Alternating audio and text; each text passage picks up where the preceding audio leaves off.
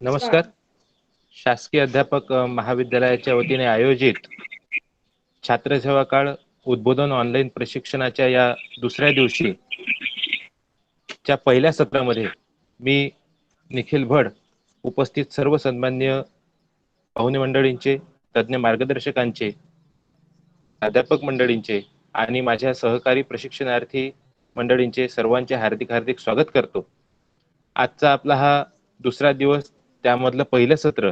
आज आपल्याला अध्ययन निष्पत्ती याबाबत तज्ञ मार्गदर्शन करणार आहेत.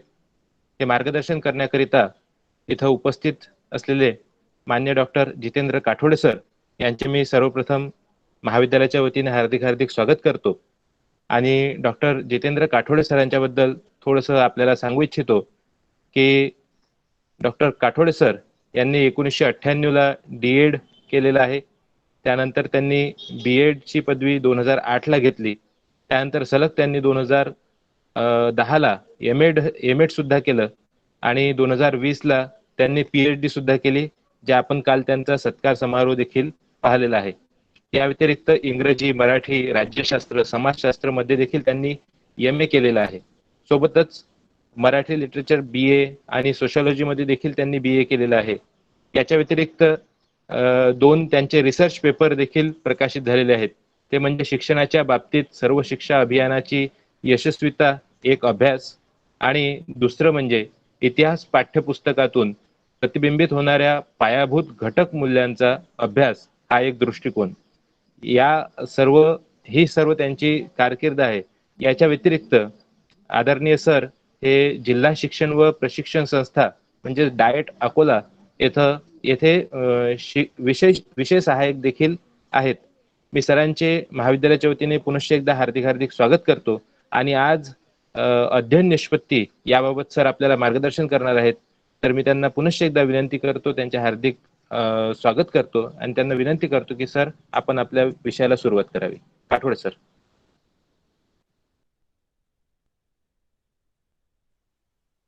धन्यवाद निखिल.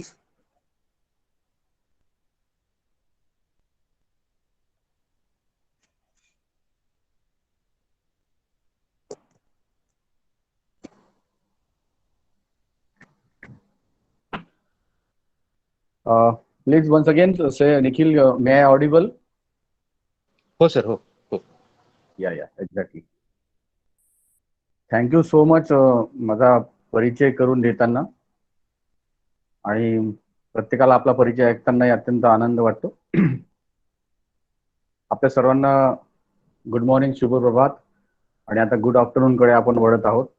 आपल्या महाविद्यालयाच्या प्राचार्य अत्यंत कृतिशील, संवेदनशील आणि तितक्याच दृष्टी आणि दृष्टिकोन विकसित ठेवून इतरांना कार्यप्रवण कसं करता येईल आणि त्याच्यातून कार्यप्रेरणा कशी मिळेल, अशा आमच्या डॉक्टर वसुधा देव मॅडम त्यांच्या सतत आणि अविरत मार्गदर्शनामुळे आमच्या व्यावसायिक आणि जीवन मूल्यांचा विकास पुढे पुढे होत आहेत. आणि त्यांच्याच पदस्पर्शाने आजच्या या छात्रसेवा काळाच्या प्रथम पुष्पाला आपण सुरुवात करतोय. त्याचप्रमाणे आजच्या छात्रसेवा काळाचे समन्वयिका आदरणीय डॉक्टर आशा धारसकर मॅडम, की त्याही तितक्याच आणि तोलामोलाच्या विविध स्पर्शी आणि अत्यंत सर्वश्रुत असलेल्या टेक्नोसिव्ही त्या बाबतीमध्ये आमच्या आशा डॉक्टर धारसकर मॅडम, त्याचप्रमाणे डॉक्टर वादकर मॅडम, डॉक्टर संध्या सामुद्रे मॅडम, या सगळ्यांना मी विनम्र नमस्कार करून, प्रणाम करून आजच्या या सेशनला सुरुवात करतो. आणि ज्यांच्यासाठी आणि ज्यांच्याकरिता आपण या ठिकाणी पुढे चर्चा करणार आहोत, विषयाला हात घालणार आहोत, असे आपण सर्व गुणी, सज्जन आणि होऊ घातलेले विद्वान आमच्या महाविद्यालयाचे विद्यार्थी आणि विद्यार्थिनी, आपल्या सर्वांचं या ठिकाणी मी मनपूर्वक या ठिकाणी नमस्कार करतो. मी तुम्हाला जी विशेषणं लावलेली आहेत ती विशेषणं नसून त्यासाठी तुम्ही डिझर्व करता, आणि डिझर्व करत नसाल तर तुम्ही त्यासाठी पायीक होऊन तुम्ही 100% अकोला शासकीय महाविद्यालयाचे जर विद्यार्थी असाल तर आपल्याला हे विशेषण नसून या विषयाच्या संदर्भातले तुम्ही एक कम्प्लीट व्यक्तिमत्व म्हणून तुम्ही जळणघळणाच्या दिशेने तुमची पाऊल वाट आहे, याबद्दल कोणाला शंका असणार नाही. आणि तुम्हाला जर शंका असेल तर कालच्या कार्यक्रमामध्ये असलेले माजी विद्यार्थी, कालच्या कार्यक्रमाचे उद्घाटक, त्याचप्रमाणे आमचा ज्यांचा सत्कार झाला ते माजी विद्यार्थी, यांच्या सगळ्या साक्षीने आपण सगळ्या महाविद्यालयाचा एकंदरीत प्रवास आणि महाविद्यालयाच्या जडणघडणामध्ये प्रत्येक व्यक्तींच्या प्रवासामध्ये आणि त्यांच्या यशस्वीतेमध्ये महाविद्यालयाची कशी भूमिका आहे, महाविद्यालयांच्या सगळ्या ऋषितुल्य अशा अध्यापकाचार्यांची कशी भूमिका आहे आणि त्या भूमिकेतून आपल्या जीवनाचं कसं सोनं होऊन जातं, त्या माध्यमातूनच तुम्ही त्या सगळ्यांचा काल इतका सुवर्ण असा सहृदयी कार्यक्रम बघितला असेल. आणि म्हणूनच मला तुमच्याबद्दल आश्वस्त व्हावं आणि अपेक्षा आहे की आपण सुद्धा जीवनामध्ये एक यशस्वी असे शिक्षक होणारच, पण त्याहीपेक्षा यशस्वी असे नागरिक होणार याबद्दल मला शंका नाही.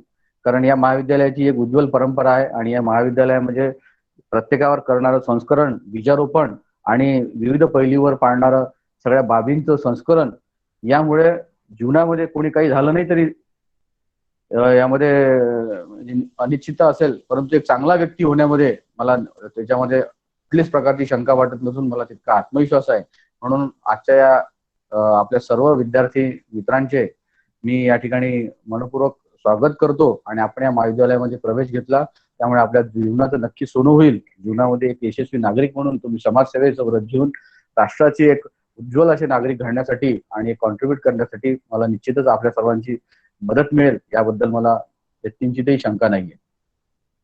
आजच्या या छात्रसेवा काळच्या संदर्भाने आम्ही जवळपास 4थं वर्ष आहे, आम्ही बीएडच्या प्रथम वर्ष असेल, द्वितीय वर्ष असेल, या सगळ्या विद्यार्थ्यांना या संदर्भाने विविध विषयावर चर्चा करण्यासाठी आदरणीय देव मॅडम, आदरणीय धारसकर मॅडम त्या अत्यंत आग्रही असतात. आणि तेवढाच त्यांचा एक व्हिजनरी दृष्टी आणि दृष्टिकोन निर्माण असतो की विविध प्रकारच्या विषयाचे विषय तज्ज्ञ त्या ठिकाणी आपल्या समोर देऊन आपल्यावर दैनंदिन विषयाच्या अनुरूप असलेलं अधिकचं ज्ञान तुम्हाला कसं मिळेल आणि त्या ज्ञानाचं उपयोजनात्मक पातळीवर कशा पद्धतीनं अधिक विकसित दृष्टिकोन निर्माण होईल हा त्यांचा भाग असतो. आणि त्या भागाचा परिभाग म्हणून आपण विविध सेशन्स आजच्या छात्रसेवा काळाच्या माध्यमातून चर्चा करणार आहोत. या छात्रसेवा काळाच्या एकंदरीत सगळ्या वेळापत्रकाकडे जर आपण कटाक्ष टाकला तर तुम्हाला त्या विषयाची रचनेमध्ये, आशयाच्या रचनेमध्ये तुमच्या आशयाचं समृद्धीकरण कसं पद्धतीनं व्हावं आणि तुमच्याकडे वेगळ्या प्रकारची, वेगळ्या पठडीतली एक ग्राउंड रियालिटी सोबतच एक अकॅडमिक आणि पॅडागॉजिकल नॉलेज कशा पद्धतीने शेअर होईल या बाबीची सगळी चर्चा आपण या ठिकाणी या विषयाच्या अनुषंगाने आपल्याला मिळते. तर मला अजून एक जाणून घ्यायला आवडेल की आपल्या सर्वांना मराठी कम्फर्टेबल आहे की काही हिंदी, मराठी समजण्यात अडचणी आहेत कोणाला? मध्ये मध्ये हिंदी बोलावं लागेल का निखिल? कम्फर्टेबल आहे सर. कम्फर्टेबल आहे, पण काही हिंदीवाले पण आहेत सर. थोडं हिंदी मराठी असलं तर चालेल. Okay okay. किती लोक हिंदी आहेत आपल्याकडे? 148 पैकी अंदाजे अप्रॉक्सिमेटली?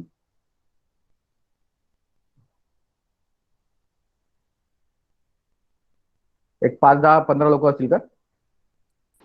10 ते 15 सर. 10 ते 15. ओके. नियर बाय 30 स्टुडंट आहेत हिंदी.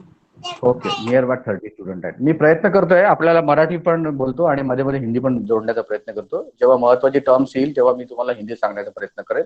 अदरवाईज तुम्हाला कुठल्या बाबतीत जर काही अडचणी असेल तर तुम्ही खुल्या मनाने विचारलं आणि सांगितलं, विचारलं तर हरकत राहणार नाही. आणि तोच आपल्या सेशनचा उद्देश राहणार आहे.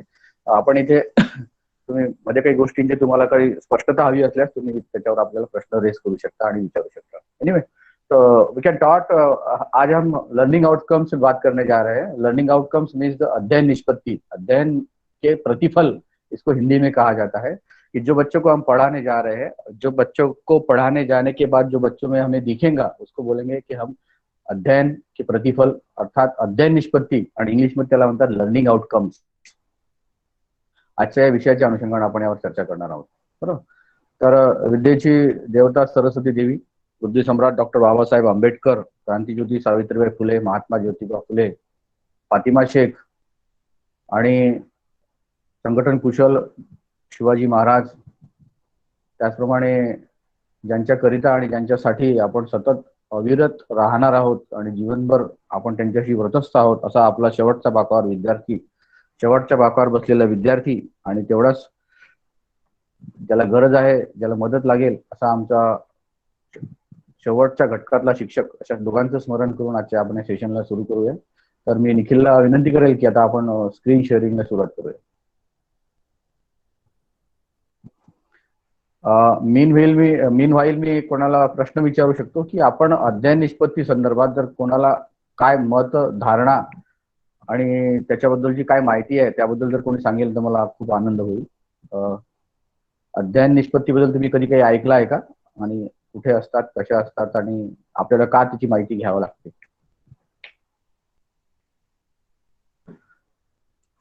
कोणी सांगेल? Sir, will you please repeat the question in Hindi or English? Yeah, absolutely. May I know, मुझे ये जानना चाहता हूं मैं कि आपको अध्ययन निष्पत्ति के बारे में क्या जानकारी है, आपको क्या धारणाएं हैं आपकी अध्ययन निष्पत्ति के बारे में, या अध्ययन निष्पत्ति कहाँ होती है, और जो भी कुछ आपको इसके बारे में कहाँ से कुछ मालूमात हुई तो मुझे आप शेयर करिए. समझ में आया? Learning objectives, right? अध्ययन निष्पत्ति. Yeah, learning objectives, learning outcomes. But there is a minor difference between learning objectives and learning outcomes. तो मुझे learning outcomes के बारे में बताइए. सर सांगू शकते मी? बिल्कुल, हाँ सांगा. समजा आता मी टीचर आहे आणि मी एखादा टॉपिक विद्यार्थ्यांना शिकवलेला आहे. समजा सायन्सचा आहे, तर मी एखादा त्यांना प्रयोग करून दाखवला. तर मी त्यांना काही प्रश्न विचारेल की हा आपण प्रयोग केला, याच्या दरम्यान तुम्हाला काय रिझल्ट मिळाला, किंवा मग एखादी आकृती असेल तर ती मी म्हणेल की तुम्ही बोर्डवर काढून दाखवा. तर ते विद्यार्थी जर व्यवस्थित काढत असतील किंवा मी शिकवलं त्यांना व्यवस्थित समजलं असेल तर याला आपण अध्ययन निष्पत्ती असं म्हणू शकतो. अच्छा, ओके, थँक्यू. अजून कोण सांगेल? छान सांगितलं. और कोई बताएगा? हाँ बोलिए मैम. लर्निंग ऑब्जेक्टिव का मतलब ये है कि हम जो बच्चों को पढ़ाना चाह रहे हैं वो हम क्यों पढ़ा रहे हैं, that why we are teaching that particular topic or subject to them. And learning outcome will mean that हमने जो पढ़ाया है उन लोगों को, जैसे कोई सर्टेन टॉपिक है, मैं इकोनॉमिक्स अगर पढ़ा रही हूँ तो इकोनॉमिक्स पढ़ाने के बाद में जो टॉपिक मैंने पढ़ाया है वो बच्चों को कितने हद तक, किस परसेंटेज में समझ में आया है, या उसको वो इम्प्लीमेंट करने के लिए सक्षम हो चुके हैं या नहीं हो चुके हैं. दैट इज लर्निंग आउटकम, कि उनको समझ में क्या है. पार्शियली करेक्ट आपने बताया है. Okay, thank you so much for sharing your views. और कोई बताएगा? Sir, application of knowledge is called learning outcome. Application of knowledge. Application of knowledge is called learning outcomes. Okay, good.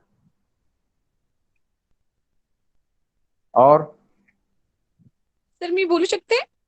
बिलकुल, सगळेच जण बोलू शकतात. एकदम वेलकम आहे, बोला. Okay sir.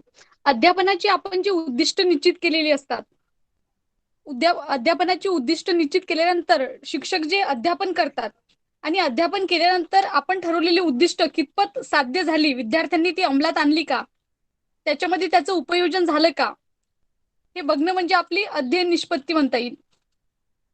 बरोबर, अध्ययन निष्पत्ती. ओके ओके, चांगला प्रयत्न केला आपण, छान. मी म्हटलं आधीच तुम्ही सगळे गुणी, विद्वान आणि तेवढे सज्जन आणि विद्यापिपासू लोक आहात, म्हणून आपण बरेचसे जवळ गेलेले आहात. गुड. ओके, याच्यापेक्षा काही वेगळी आपण शेवटची एखादी प्रतिक्रिया आहे का कोणाची, की सर ही पण अध्ययन निष्पत्ति, इसको भी बोला जाता है और इस तरह से ये भी शेयरिंग किया जाता है, कोई बताएगा? और अदरवाइज अध्ययन निष्पत्ती म्हणजे सर आपल्याला त्या विद्यार्थ्यांमधून काय पाहिजे आहे या बाबतीत आपण त्यांना अध्यापन करणं. अच्छा, बरोबर. ओके, चलो, थैंक यू निखिल भाई. अभी मैं आगे जाता हूँ, चलेगा ना? Yes sir.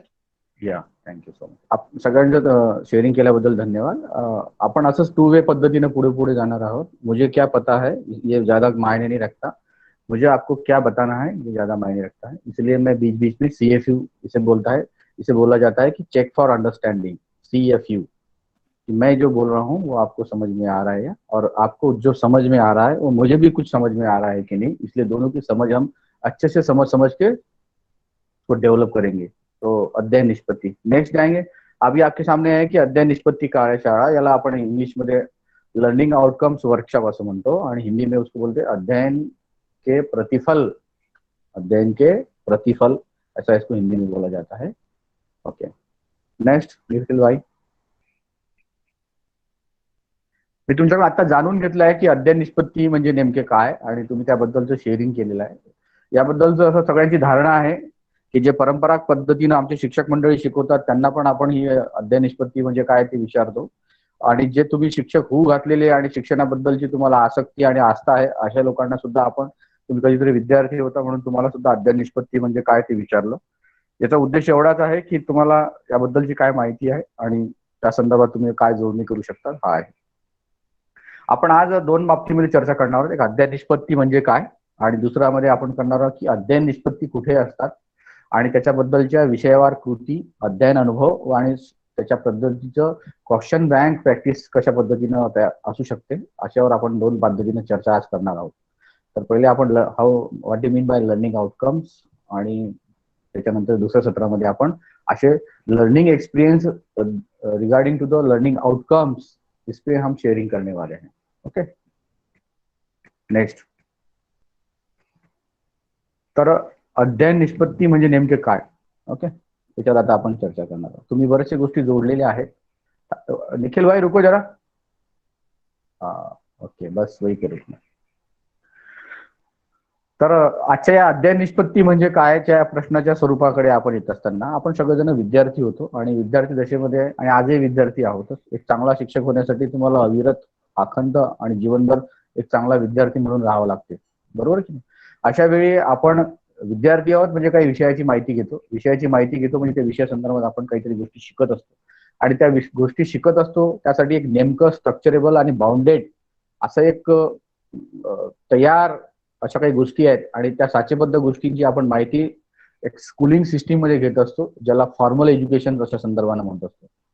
अर्थात आपण ज्या गोष्टी ज्या इयत्तेच्या ज्या वयानुरूप ज्या बाबीच्या गोष्टी शिकत असतो आणि शिक्षक आपल्याला शिकवत असतात त्या दोन्ही गोष्टी का, कशा आणि कोणत्या पद्धतीनं डिसाईड आणि डेकोरेट केलेल्या असतात आणि त्या कशा पद्धतीने एक्झिक्यूट पुढे अंमलबजावणी कशा पद्धतीने होत असते याच्या संदर्भातची एक निश्चित अशी पार्श्वभूमी आणि मांडणी आहे आणि त्या पार्श्वभूमीला एक चांगला मूलाधार आहे. याच्या सगळ्या गोष्टींची आपण सगळ्या विषयाच्या माध्यमातून माहिती घेतली असेल किंवा पुढे पुढे घेत जाणार आहात. कुठलाही विद्यार्थी जेव्हा विशिष्ट इयत्तेमध्ये विशिष्ट विषयाचा अभ्यास त्याला करायला लावतो किंवा आपण शिक्षक करतो किंवा त्याच्या प्रॅक्टिस करत असतो त्यासाठी आपण त्या विशिष्ट देशाची, संस्कृतीची आणि सगळ्या बाबींची एक थाटणी त्या मुलांसमोर मांडत असतो आणि त्या सगळ्यासाठी आपल्याला काय अपेक्षित आहे आणि ते कॉन्ट्रीब्यूट काय करेल हा राष्ट्राचा आजचा उद्याचा नागरिक म्हणून कशा पद्धतीने आपल्या देशाला कॉन्ट्रीब्यूट करू शकतो आणि त्याच्या जडणघडणीमध्ये कुठल्या कुठल्या बाबी असतात त्याची सगळी बीजरोपण स्कूलिंग सिस्टीमच्या माध्यमातून पुढे पुढे जात असतात. मी तुम्हाला हे का सांगतोय तर हे सगळं करत असताना जी आपली एज्युकेशन सिस्टीम्स आहे त्या एज्युकेशन सिस्टीम्स मध्ये आधी आपले ऑब्जेक्टिव्ह, उद्दिष्ट, ध्येय आणि धोरण ठरवल्या जात असते आणि ज्या ध्येय, धोरण आणि उद्दिष्टांच्या अनुरूप सगळ्या गोष्टी डिसाईड केल्या जातात. त्याच्यामध्ये गावाभूत घटक मूल्य आणि लाईफ स्किल्सचा इनबिल्ड केला जातो आणि या सगळ्यांच्या गोष्टी ह्या विस्तृत स्वरूपात डिसाईड केल्यानंतर त्याचं सगळी परिणिती एका अभ्यासक्रमामध्ये आपल्याला दिसून येते. मग त्या अभ्यासक्रमाची गोष्टीच्या संदर्भामध्ये एक शैक्षणिक धोरण, शैक्षणिक आयोग आणि या शैक्षणिक धोरणाच्या आणि आयोगाचे प्रतिबिंब हे त्या राज्याचं अभ्यासक्रमाच्या संदर्भामध्ये आपल्याला दिसून येते आणि ते त्याच्या पद्धतीवर आपण सगळेजण काम करत असतो. प्रत्येक मुलगा शाळेत जातो आणि प्रत्येक मुलगा शाळेत जातो म्हणजे तो तिथे काय करतो आणि मुलांना शिक्षक शिकवतात म्हणजे काय करतात याबद्दल तुमचं काय मत आहे? कोण सांगेल का या दोन प्रश्नांना? मुलगा शाळेत जातो म्हणजे काय करतो आणि रोज आपले शिक्षक बांधव मुलांना शिकवतात म्हणजे काय करतात? कोणी सांगेल? किती साधा सोपा प्रश्न आहे ते अध्यापन आणि मुलं जे ग्रहण करतात त्याला अध्ययन म्हणतात. अच्छा, गुड. तुम्ही समानार्थी शब्द सांगितले सगळे, आहे की नाही? मुलं जे करतात ते अध्ययन आणि शिक्षक जे करतात ते अध्यापन, बरोबर. अजून काय सांगाल तुम्हाला? डोळ्यासमोर चित्र येत असेल ना स्कूलिंग सिस्टीमचं. एखाद्या गोष्टीबद्दलचे ज्ञान किंवा माहिती मिळवतात मुलं जेव्हा ते शाळेत जातात तेव्हा. बरोबर, ज्ञान मिळवतात. जे ज्ञान घरी भेटू शकत नाही किंवा आई वडील जे ज्ञान देऊ शकत नाही शिक्षणाबद्दल, ते ज्ञान टीचर कडून घेण्यासाठी ते स्कूलमध्ये जातात. आणि टीचर स्कूलमध्ये जातात आणि टीचर हे ज्ञान देतात की जे मुलं घरी ऍक्सेप्ट करू शकत नाही, जे आई वडिलांचं ऐकत नाहीत. उदाहरणार्थ आपण संस्कार बघू शकतो लहान मुलांना, मोठ्या मुलांना म्हणजे पाठ नियोजन असते, पाठ कसे हे करायचे किंवा लेसन शिकवतात. तर जे टीचर शिकवतात ते ज्ञान देतात आणि विद्यार्थी घेतात ते ज्ञान घेतात असं. बरोबर है ना. मी या प्रश्न तुम्हाला का विचारलं, अत्यंत सर्वसामान्य आणि म्हणजे काही प्रश्न विचारता म्हणा सर तुम्ही. मुळात हा प्रश्न विचारण्यामागची भूमिका अशी आहे की मुलं शाळेत जातात म्हणजे काय करतात आणि शिक्षक मुलांना शिकवतात म्हणजे काय करतात. अत्यंत महत्त्वाचं. याच्या मागच सगळ्या गोष्टींची भूमिका ठरलेली आहे. आम्हाला एखाद्या गोष्टीला एखाद्या गावाला जायचं आहे म्हणजे आपण एखाद्या गोष्टीला प्रवासाला साधनासाठी आपण एखाद्या बसमध्ये बसतो आणि ज्या बसमध्ये बसतो त्या बसचं आता आपण आधी नेम प्लेट बघत असतो की ही बस नागपूरला चालली आहे म्हणून आपण त्या बसमध्ये बसतो.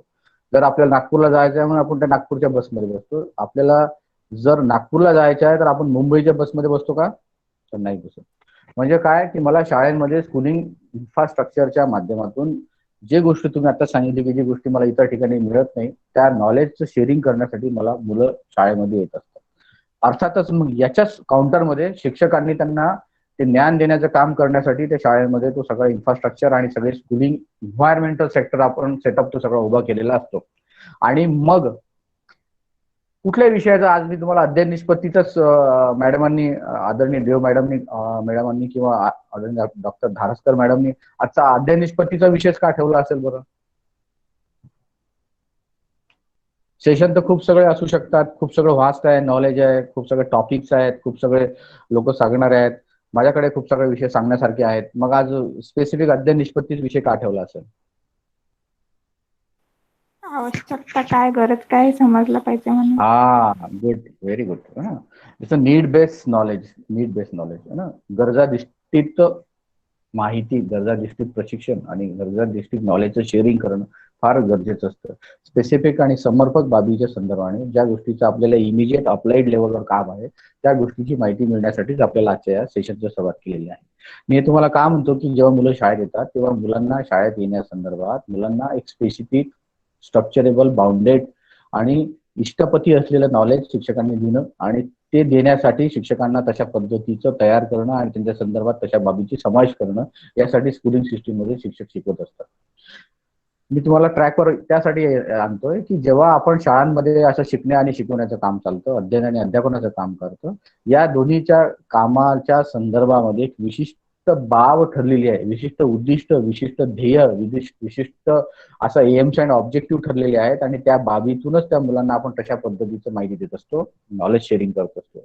मग ती इयत्ता असो, विषय असो, ते मुलांचं भावनिक वय, शारीरिक वय आणि त्याची क्षमता, संवर्धन आणि शिक्षकांची स्किल या सगळ्या पॅरामीटर्स मध्ये आपण स्कूलिंग सिस्टीमचं डेव्हलप आणि डेकोरम फिक्स करत असतो. त्या इयत्त्याचं त्या विषयाची मांडणी करत असतो. या मांडणीच्या माध्यमातून मी आता वारंवार तेच म्हणतोय की शैक्षणिक धोरण, उद्दिष्ट, क्षमता, संकल्पना ह्या सगळ्या ठरल्यानंतर जे कोणी ठरवतं, जसं शिक्षण तज्ज्ञ आपले उद्दिष्ट, ध्येय, धोरण ठरवतात, त्याच्या अनुषंगानं अभ्यास गटातील सदस्य आणि अभ्यास मंडळातील बालभारतींचे सगळे तज्ज्ञ लोक त्या अभ्यासक्रमाची रचना करतात. आणि या अभ्यासक्रमाच्या रचनेवर आपल्याला SCF 2012 आणि NCF 2005 या करिक्युलम सिस्टीमवर आपण काम करतो. त्याला SCF 2012 म्हणजे काय तर स्टेट करिक्युलम फ्रेमवर्क 2012 राज्याचं अभ्यासक्रमाचं एक स्वतःचा आराखडा असतो आणि त्या आराखड्याच्या अनुषंगाने आपण 2012 वर आज काम करतो. आणि NCF नॅशनल करिक्युलम फ्रेमवर्क 2005 त्या अनुषंगाने काम करतो. आणि शैक्षणिक धोरणाच्या संदर्भाने जर चर्चा केली तर 1986चं शैक्षणिक धोरण नंतर आता आपण नवीन ज्याला आपण राष्ट्रीय शैक्षणिक धोरण नॅशनल एज्युकेशन पॉलिसी NEP 2021 जवळपास 34-35 वर्षानंतर आपण आपल्या राष्ट्राचं एक राष्ट्रीय शैक्षणिक धोरण ठरवलेलं आहे आणि त्या राष्ट्रीय शैक्षणिक धोरणाच्या अगेन्स्ट मध्ये आपण आता सगळ्या स्कूलिंग सिस्टीमचं ट्रान्झिशन करतोय, बदलतोय आणि तशा पद्धतीच्या बाब मुलांसमोर, शिक्षकांसमोर आणि एकंदरीत सगळ्या एज्युकेशन सिस्टीम समोर मांडतोय आणि त्याचं इम्प्लिमेंटेशनचं काम सध्या आपण चाललंय आणि त्याची अंमलबजावणी करतोय. ओके, अशा या राष्ट्रीय शैक्षणिक धोरणाच्या अगेन्स्ट मध्ये इमिजिएट आणि एकदम निगडीत असलेलं स्कूलिंग सिस्टीम मध्ये विद्यार्थी आणि शिक्षकांचं आदान प्रदानाचं जे काम आहे, ज्याला अध्ययन अध्यापन म्हणतो, ते कुठल्या बेसवर चाललं पाहिजे आणि त्यासाठी प्रत्यक्ष काय अध्ययन अनुभव द्यायचे आहे त्याची मांडणी आपण अभ्यासक्रमामध्ये करत असतो. आणि त्या अभ्यासक्रमाच्या मांडणीमध्ये कशाची भूमिका असते? त्या अभ्यासक्रमाच्या मांडणीमध्ये कशाची भूमिका असते? काय अभ्यासक्रम म्हणजे कशाला म्हणायचं? किंवा अभ्यासक्रमामध्ये काय काय समावेश असतो? तुमचं काय मत आहे? ध्येय आणि उद्दिष्टांचा. ध्येय आणि उद्दिष्टांचं काय? अभ्यासक्रमाच्या रचनेमध्ये ध्येय आणि उद्दिष्टांचा समावेश असतो. त्या इयत्तेच्या वयोगटानुसार जे उद्दिष्ट ठरविलेले असतात त्याची अंमलबजावणी त्याच वर्षात ती झाली पाहिजे अशी ती उद्दिष्टानुसार अभ्यासक्रमाची रचना असते त्या वर्षाची. Okay, thank you so much. है ना, अगदी बरोबर सांगितले. आणि अशाच ध्येय, उद्दिष्टाला, क्षमतांना, क्षेत्रांना, संबोधांना प्रतिबिंबित आणि दिसण्यासारखं अजून एक काम करत असतो आणि ते शिक्षक त्याला घेऊन पुढे जात असतात आणि मुलं त्याला घेऊनच त्याचं अध्ययन करत असतात. तो भाग म्हणजे कोणता? अभ्यासक्रमाचं प्रतिबिंब पाठ्यपुस्तकामध्ये दिसतं. बरोबर की नाही? अभ्यासक्रमाची रचना आपल्याला पाठ्यपुस्तकाच्या हातामध्ये दिसते आणि पाठ्यपुस्तकामध्ये संपादित केलेले धडे, कविता, लेसन प्लॅन, एक्सरसाइजेस, सगळे त्याच्यामध्ये बाबी असतात. आणि या सगळ्या लेसन प्लॅन मधून, चैप्टर्स मधून, त्या धड़े, कविता, प्रोज एंड पोएट्री मधून उसमें से हमें एम्स, ऑब्जेक्टिव्स, लर्निंग स्किल्स, विविध प्रकारचे त्याच्यातले आउटकम्स, इसका जो पैरामीटर्स इनबिल्ट होता है उसको अपन टेक्स्ट बुक कहते हैं, है ना, टेक्स्ट बुक कहते हैं. काही बोलायचं तुला रजनी मॅडम?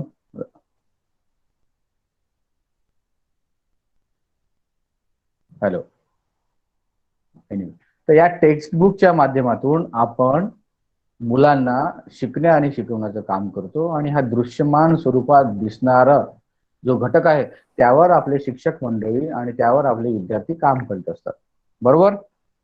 आता मी तुम्हाला सगळी आत्ताची पार्श्वभूमी एवढी सांगितली की या पार्श्वभूमीमध्ये ज्यावेळी ध्येय ठरवणारी मंडळी वेगळी, उद्दिष्ट ठरवणारी मंडळी वेगळी, शिक्षण तज्ञ वेगळे असतात, त्यानंतर राष्ट्रीय शैक्षणिक धोरणातल्या इनबिल्ड बाबी ठरवणारे वेगळे आणि या राष्ट्रीय शैक्षणिक धोरणाच्या अगेन्स्टमध्ये राज्य आराखडा, राष्ट्रीय आराखडा अभ्यासक्रमाचा याच्या बाबीमध्ये असलेल्या बाबी, लाईफ स्किलच्या बाबी, गावाभूत घटक मूल्यांच्या बाबी, या सगळ्यांचं प्रतिबिंब तयार करणारं अभ्यासक्रमाच्या घटकातलं पाठ्यपुस्तक मंडळातील निर्मितीचे सदस्य आणि या सगळ्यांच्या बाबीला घेऊन ते संपादित केलेला आशय, अध्ययन अनुभव निर्माण करून त्याच्यामध्ये समावेश करण्याचं काम आपण पाठ्यपुस्तकामध्ये करतो आणि या पाठ्यपुस्तकाला शिकण्या आणि शिकवण्याचं काम स्कूलिंग सिस्टीम मध्ये चाललेलं आपल्याला वरकरणी दिसून येते.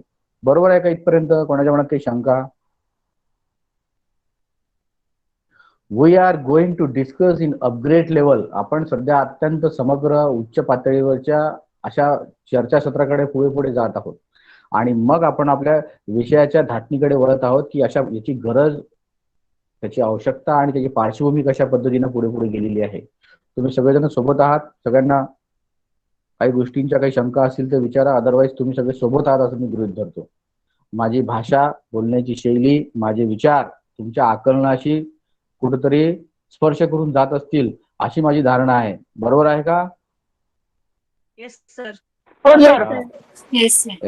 एक्झॅक्टली. Thank you so much. बरोबर. वक्ता किती हुशार आणि वक्त्याला किती पांडित्य आहे याच्यापेक्षा श्रोत्याला किती त्या वक्त्याबद्दल आस्था, अपेक्षा आणि समजण्याच्या टप्प्यावर आहे त्याला महत्वाच्या गोष्टी आपल्याला वक्त्याने पुढे पुढे नेल्या पाहिजेत. बरोबर की नाही? म्हणून इथे मला काय अपेक्षित आहे ते नसून तुम्हाला इथे समजण्याच्या टप्प्यामध्ये काय अपेक्षित आहे ते महत्वाचं आहे. गुड, छान. तुम्ही काही तुमचे रिस्पॉन्स असतील तर चॅट बॉक्स मध्ये पण टाका. छान. तिघांनी इथे रिस्पॉन्स टाकले आणि काही प्रश्न असतील तर ते पण टाका. म्हणजे जेणेकरून आपल्याला विषयाच्या मांडणीची पद्धती त्यावेळी तशा पद्धतीने मोड करता येईल. ओके, आता तुमच्या समोर बऱ्याच वेळची स्लाइड दिसत आहे की अध्ययन निष्पत्ती म्हणजे काय, बरोबर की नाही. याच्या संदर्भातली मी पार्श्वभूमी तुम्हाला आतापर्यंत मांडली आणि या सगळ्या लांब लचक पार्श्वभूमीवरून आता आपण स्कूलिंग सिस्टीमच्या पाठ्यपुस्तकाच्या संदर्भामध्ये या ठिकाणी आलेलो आहोत.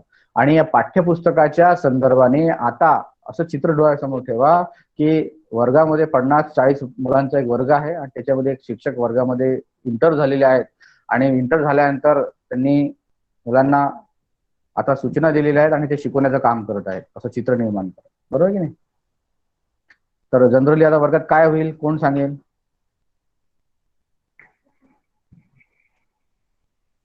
तर त्यांना प्रश्न विचारतील की हे चित्र तुम्हाला कशाचं दिसत आहे. हा, अजून विद्यार्थ्यांना कुतूहल, हा एक एक बोला ना. जागृती होणार त्यांची, पूर्वज्ञान जागृती होणार. गुड. अजून विद्यार्थ्यांना कुतूहल निर्माण होईल, आज नवीन टॉपिक शिकायला मिळणार वगैरे वगैरे वगैरे. गुड, छान सांगत आहे तुम्ही. अजून अपेक्षित पूर्वज्ञान लक्ष्यवेधक प्रारंभ करने का प्रयत्न. नवीन टॉपिक शिकण्याची उत्सुकता राहील.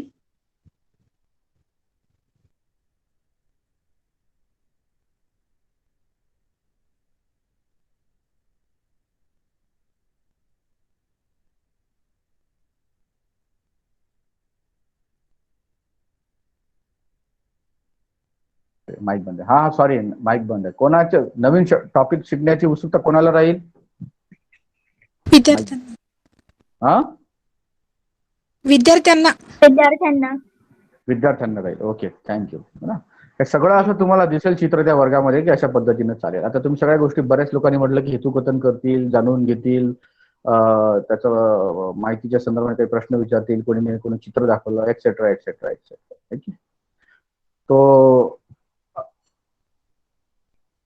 अभी अपन एग्जैक्टली टीचर्स क्या करेंगा, तो एग्जॅक्टली टीचर्स असं करेल की या सगळ्या बाबी करतील आणि त्यानंतर प्रत्यक्ष अध्ययन अनुभवाला सुरुवात करेल. अध्ययन अनुभवाला कशाच्या साह्याने सुरुवात करेल, तर त्या पाठ्यपुस्तकाच्या आणि पाठ्यपुस्तकातील एखाद्या फलाना धडावर कविता घेऊन तो सुरू करेल, बरोबर की नाही. अशाच पद्धतीने चित्र दिसेल की नाही.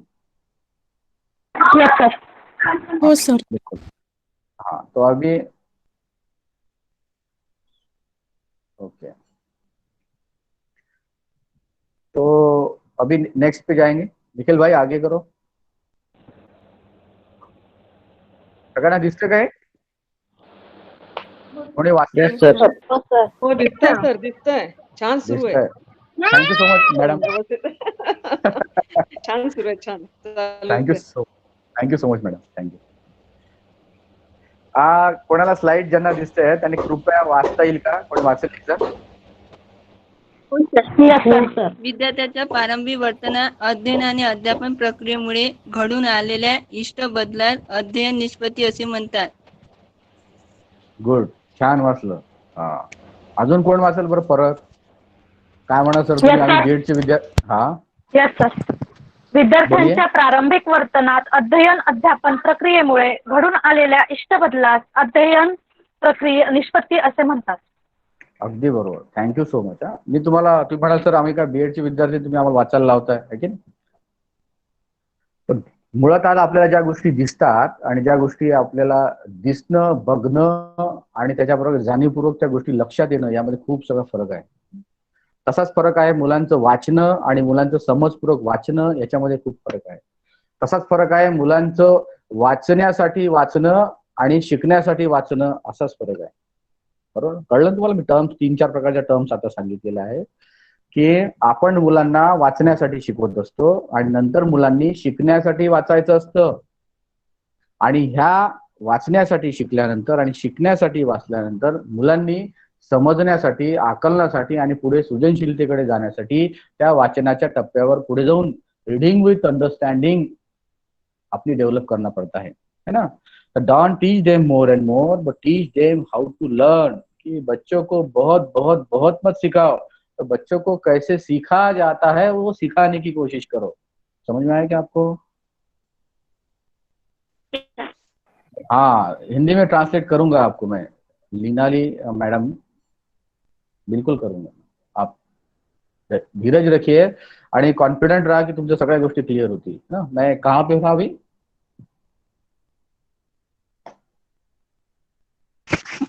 बच्चों को अच्छी तरह से मतलब समझना चाहिए. हाँ, तो बच्चे को don't teach them more and more, but teach them how to learn. आणि आता या पेंडेमिकच्या काळामध्ये ज्या 2 वर्षापासून ज्या मुलांचं लर्निंग व लॉस झालेला आहे, त्याही काळामध्ये काही मुलं, कुछ बच्चे आगे जा रहे हैं और खुद होके पढ़ रहे हैं. तो जो बच्चे आगे जाके पढ़ रहे हैं वो कौन से बच्चे हैं, उनकी तरफ या उनका ध्यान अगर हमने आकर्षित किया तो हमें ऐसी बातें समझ में आएंगी कि जो बच्चों का learning to learn skill develop हुआ है, मतलब जो बच्चों को कैसे सीखा जाता है, जो बच्चों को सेल्फ स्टडी का ज्ञान ज्यादा है, त्याच मुलांचा विकास प्रभुत्व पातळीला आणि समजण्याच्या टप्प्यावर या काळामध्ये आलेला आहे की ज्या काळामध्ये मुलं शाळेमध्ये जात नाहीत, शिक्षक त्यांना प्रत्यक्ष शिकवत नाहीत, त्यांना ऑनलाईन पद्धतीने शिकवण्याचं काम करतो, त्यावेळी ज्या मुलांचं लर्निंग टू लर्न हे स्किल डेव्हलप आहे की बच्चों को सीखा कैसे जाता है हे ज्या मुलांना कळतं, त्या मुलांची शिकण्याची प्रभुत्व पातळी उंच दिसल्यासारखी आपल्याला जाणते, लक्षात येते है ना. आता तुम्ही जे अध्ययन निष्पत्ती म्हणजे काय त्या व्याख्या बघितल्या, आता परत मी तुम्हाला वाचून दाखवतो आणि त्याच्यावर आपण चर्चा करू. तो what do you mean by learning outcomes, अध्ययन निष्पत्ती किसे कहा जाता है. तर विद्यार्थ्यांच्या प्रारंभिक वर्तनात अध्ययन अध्यापन प्रक्रियेमुळे घडून आलेल्या इष्ट बदलास अध्ययन निष्पत्ती असे म्हणतात. बरोबर. या व्याख्येमध्ये आपल्याला 3 बाबी दिसून येत असतील. मी हमें 3 पॅरामीटर दिखाई देते हैं. पहिली कोणती की विद्यार्थ्यांच्या प्रारंभिक वर्तनात, विद्यार्थ्यांचं जे प्रारंभिक वर्तन असेल की at that the moment, at that the time, first जो हमारे सामने जैसा दिखता है बच्चा, उस टाइम का जो भी उसका लर्निंग लेवल होगा त्याला विद्यार्थ्यांची प्रारंभिक वर्तन म्हणू आपण. अशा प्रारंभिक वर्तनात जब बच्चा हमारे स्कूल में इंटर करता है आणि इंटर केल्यानंतर तो माझ्या क्लासमध्ये जेव्हा बसतो त्यावेळी बच्चे सीखते हैं और मैं उसे सिखाता हूँ. म्हणजे अध्ययन अध्यापन प्रक्रियेमुळे या स्कूलिंग सिस्टीम मध्ये शिकण्या आणि शिकवण्याच्या प्रक्रियेमुळे दुसरा घटक, पहिला घटक आहे विद्यार्थ्यांच्या प्रारंभिक वर्तनात जे काही विद्यार्थ्याचं प्रारंभिक वर्तन असेल ते. दुसरं माझ्या शिकण्या आणि शिकवण्यामुळे आणि मुलांच्या शिकण्यामुळे अध्ययन अध्यापन प्रक्रियेमुळे काय. तिसरी बाब घडून आलेल्या इष्ट बदलास अध्ययन निष्पत्ती असे म्हणतात. घडून आलेल्या इष्ट बदलास अध्ययन निष्पत्ती असे म्हणतात. म्हणजे काय की विद्यार्थ्यांचं जे प्रारंभिक वर्तन होतं त्याच्यावर आम्ही संस्करण करून ज्या गोष्टी त्यांना इनपुट दिल्या त्या इनपुटमुळे त्या विद्यार्थ्यांमध्ये जे आउटपुट दिसून आलं, पण ते आउटपुट कसं इष्ट, त्याला आपण अध्ययन निष्पत्ती असे म्हणतो. ओके. 3 बाबी याच्यामध्ये आहेत. जैसे अभी अजून तुम्हाला फोडून सांगतो अध्ययन निष्पत्ती कसं. जैसे कि आपको क्या पता है ये मुझे पता है, आपको क्या पता नहीं है ये भी मुझे पता है, आपको क्या पता होने वाला है ये भी मुझे पता है. This is known as learning outcomes. समझ में आया ना आपको मैं क्या बोल रहा हूँ कि मैं जो एम्स एंड ऑब्जेक्टिव लेके जो क्लास में एंट्री कर रहा था और जो एम्स एंड ऑब्जेक्टिव लेके मैं इस क्लास के इस सेशन को आगे बढ़ा रहा हूँ, जो लर्निंग एक्सपिरियन्स मुलांशी मी आज शेअर करणार आहोत, जो पाठ्यघटक मुलांना मी शिकवणार आहोत, त्या पाठ्यघटकाच्या इर्द-गिर्द आपण मुलांना, तुम्ही सांगितलं की आम्ही काही प्रश्न विचारतो, त्यांच्याकडून काही माहिती जाणून घेतो, याला काय म्हणतो की मी तुम्हाला या सेशनला सुरुवात करताना सुद्धा काही प्रश्न विचारून घेतले की आपको जो पता है वो मुझे भी पता है. माझ्या मुलांना काय येतं हे मला माहित आहे, एका वर्गातल्या एका विषय शिक्षकाला माहित आहे. माझ्या मुलांना काय येतं हे त्याला माहित आहे, माझ्या मुलांना काय येत नाही हे पण त्याला माहित आहे, आणि आता माझ्या मुलांना काय येणार आहे हे मला आत्ताच माहित आहे.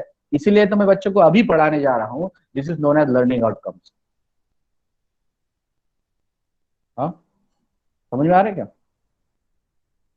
Yes sir. Yeah absolutely, thank you.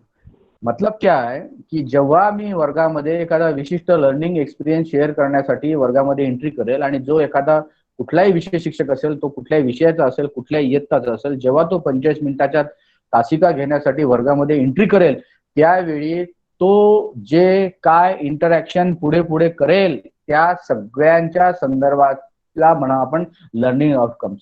मग आता आपण म्हटलेलं आहे असं की मी आज एका विशिष्ट धडा आणि कविता मुलांमध्ये शिकवण्यासाठी किंवा एखादा आशय मुलांना शिकवण्यासाठी मला काय करावं लागेल, मुझे जो बच्चों को जो पता है वो भी मुझे पता है. आता जे मुलांना माहित आहे ते मला माहित आहे, पण जे मुलांना माहित आहे ते जर मला माहित नाही तर ते माहित करून घेईल. नंबर 1. जो बच्चों को पता नहीं है वो भी मुझे पता है. जे मुलांना या विषयाच्या संदर्भामध्ये काहीच माहिती नाही, की जे मुलांना काहीच माहिती नाही हे मला माहिती असणे गरजेचं आहे, तेव्हाच तर मुलांना मी काही नवीन माहिती करून देईल. आणि माझ्या 45 मिनिटाच्या तासिका संपल्यानंतर माझ्या वर्गाचं चित्र माझ्या मुलांच्या आकलनाच्या टप्प्यावर आणि समजण्याच्या टप्प्यावर मुलं असे दिसतील याची कल्पना मी आताच रंगवून तो आशय घटक पुढे नेण्यासाठी डेव्हलप करेल. This is known as the objective of learning outcomes. त्याला म्हणायचं अध्ययन निष्पत्ती. समझ में आया कि मैं क्या बोल रहा हूँ आपको? कोई बताएगा मुझे? हाँ. Yes sir. क्या बताया मैंने? कोई बताएगा? कोण सांगेल मी काय सांगितलं आता प्लीज?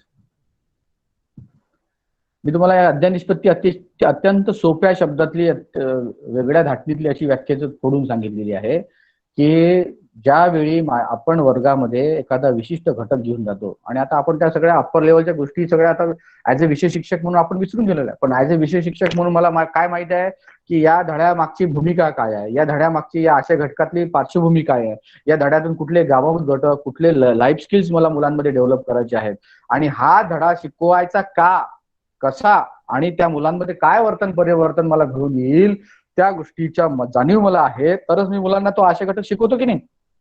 दैट मीन्स कि एज अ लैंग्वेज टीचर्स करके मुझे बच्चों को लैंग्वेज अगर पढ़ाना है, मतलब लैंग्वेज कोई भी हो, मतलब लैंग्वेज कौन सी भी हो, जैसे कि मराठी, हिंदी, इंग्रजी, पर्शियन, उर्दू, जगातली कुठली भाषा असो, मुलांना ती भाषा शिकवण्यासाठी आपल्या पहिलीपासून तर 12वी पर्यंतच्या ज्या भाषा त्याचे पाठ्यपुस्तक आपले शिक्षक मुलांना शिकवतात, म्हणजे काय करतात, कोई बताएगा क्या? पहिलीपासून तर 12वी मध्ये मुलांना आपल्याला भाषा शिकवायची आहे, तर मुलांना अशी भाषा शिकवायची म्हणजे त्या शिक्षकांना काय करतात ते शिक्षक, म्हणजे मुलांना भाषा शिकवली जाते, मग उसमें हिंदी होगी, मराठी होगी, इंग्लिश असेल, पर्शियन असेल, उर्दू असेल किंवा स्पॅनिश, जॅपनीज कुठली भाषा असो, काय करतात बरं? त्यांना अगोदर बाराखडी शिकवावी लागेल. त्यांना लिपी शिकवावी लागेल. गुड. बाराखडी लिपी शिकवावी लागेल. बाराखडी, व्याकरण आणि लिपी 3 गोष्टी सांगितल्या तुम्ही की त्या भाषेची बाराखडी, त्या भाषेची लिपी आणि त्या भाषेचं व्याकरण शिकवावं लागेल. गुड. अजून छान सांगितलं है ना. असंच काम चालतंय का आपल्या? त्यामधील शब्दांचे अर्थ सांगावे लागतील. गुड. Very good. जेणेकरून त्यांना भाषा इझिली समजेल. Very good. ते करावं लागेल. वाक्यांची रचना कशी करतात ते सांगावं लागेल. वाक्याची रचना कशी करतात ते सांगावं लागेल. गुड. Very good. खूप छान. आणि हे सगळं हा बोलो. भाषा विषय शिकवण्यासाठी आधी त्यांच्या घरी कोणती भाषा यूज केली जाते त्याचा विचार करावा लागेल. त्याचा विचार करावा लागेल. गुड. Very good. की बोली भाषा कुठली असेल, त्यांना सुद्धा त्या भाषेमध्ये बोलावं लागेल. त्यांना त्या भाषेमध्ये बोलावं लागेल. Very good. अजून वाक्याचे उच्चार व्यवस्थित सांगावं लागेल. वाक्यांचे विचार पण व्यवस्थित सांगावं लागेल. Very good. बरोबर है ना. या सगळ्या बाबीला एक विशिष्ट पठडी आणि क्रम आहे. मी तो आता तुम्हाला सांगतो आणि सगळ्यांना माहित असेल. आपण मुलांना भाषा शिकवतो म्हणजे काय करतो, तर मुलांचा भाषिक कौशल्यांचा विकास करत असतो आणि या भाषिक कौशल्यांचा विकास हा क्रमवार पद्धतीने पुढे पुढे जात असतो. त्याच्यामध्ये सगळ्यात महत्वाचं की श्रवण, भाषण, वाचन, लेखन, भाषा अभ्यास आणि पुढे रसास्वाद किंवा रसग्रहण अशा संदर्भाने आपण त्याला म्हणत असतो. म्हणजे काय की जगातली कुठल्याही भाषा शिकण्याचा क्रम अशा पद्धतीने पुढे पुढे जात असतो आणि मग त्या शिकवण्याच्या क्रमामध्ये लिपीचा परिचय आहे, त्या क्रमाच्या शिकण्यामध्ये त्याचं ग्रॅमॅटिकल करेक्शन्स आहेत, मग त्याचे भाषेचे दुसरे जॉनर्स आहेत, जसं तुम्ही बोली भाषा, प्रमाण भाषा आणि घरची भाषा, बाहेरची भाषा अशा सगळीनं म्हटलेलं आहे. ज्याला आपण लिपीच्या वेगवेगळ्या पद्धतीचे जॉनर्स असतील तर त्यासाठी करत असतो. परंतु मूलतः जगातल्या कुठल्याही भाषेचा प्रवास हा या 6 भाषिक कौशल्याच्या अनुषंगाने होत असतो आणि त्या 6 भाषिक कौशल्याच्या अनुषंगानंच आपण स्कूलिंग सिस्टीमवर तो भाषा शिक्षक काम करत असतो आणि त्याच्यासाठी सगळा हा अभ्यासक्रमाचा डेकोरम, डोलारा, पाठ्यपुस्तक, पाठ्यघटक आणि आशय आणि तो घटक संपादित केलेला प्रोज अँड पोएट्री आपण मुलांपर्यंत पाठवत असतो, परंतु मूळ उद्देश त्यातला हा आहे की आपण भाषिक कौशल्य मुलांना विकसित करत असतो त्या विशिष्ट भाषेची. मग जगातली भाषा कुठली असो, या भाषा शिकण्याचा क्रम हाच आहे. जर हा नाही आहे तर कुठला असेल याबद्दल जर कोणाला शंका असेल तर आपण अधिक स्पष्ट करून सांगू. कुठला आहे? श्रवण, भाषण, वाचन, लेखन, भाषा अभ्यास, रसास्वाद यासाठीच आपण प्रत्येक गोष्टी करत असतो आणि याचाच क्रम पुढे पुढे जात असतो. आणि या सगळ्याचं फलित करण्यासाठी, दृश्यमान स्वरूपासाठी आपण स्कूलिंगमध्ये प्रॅक्टिसेस करत असतो, अध्यापनाचं काम करत असतो. हे झालं भाषेचं. गणिताच्या संदर्भात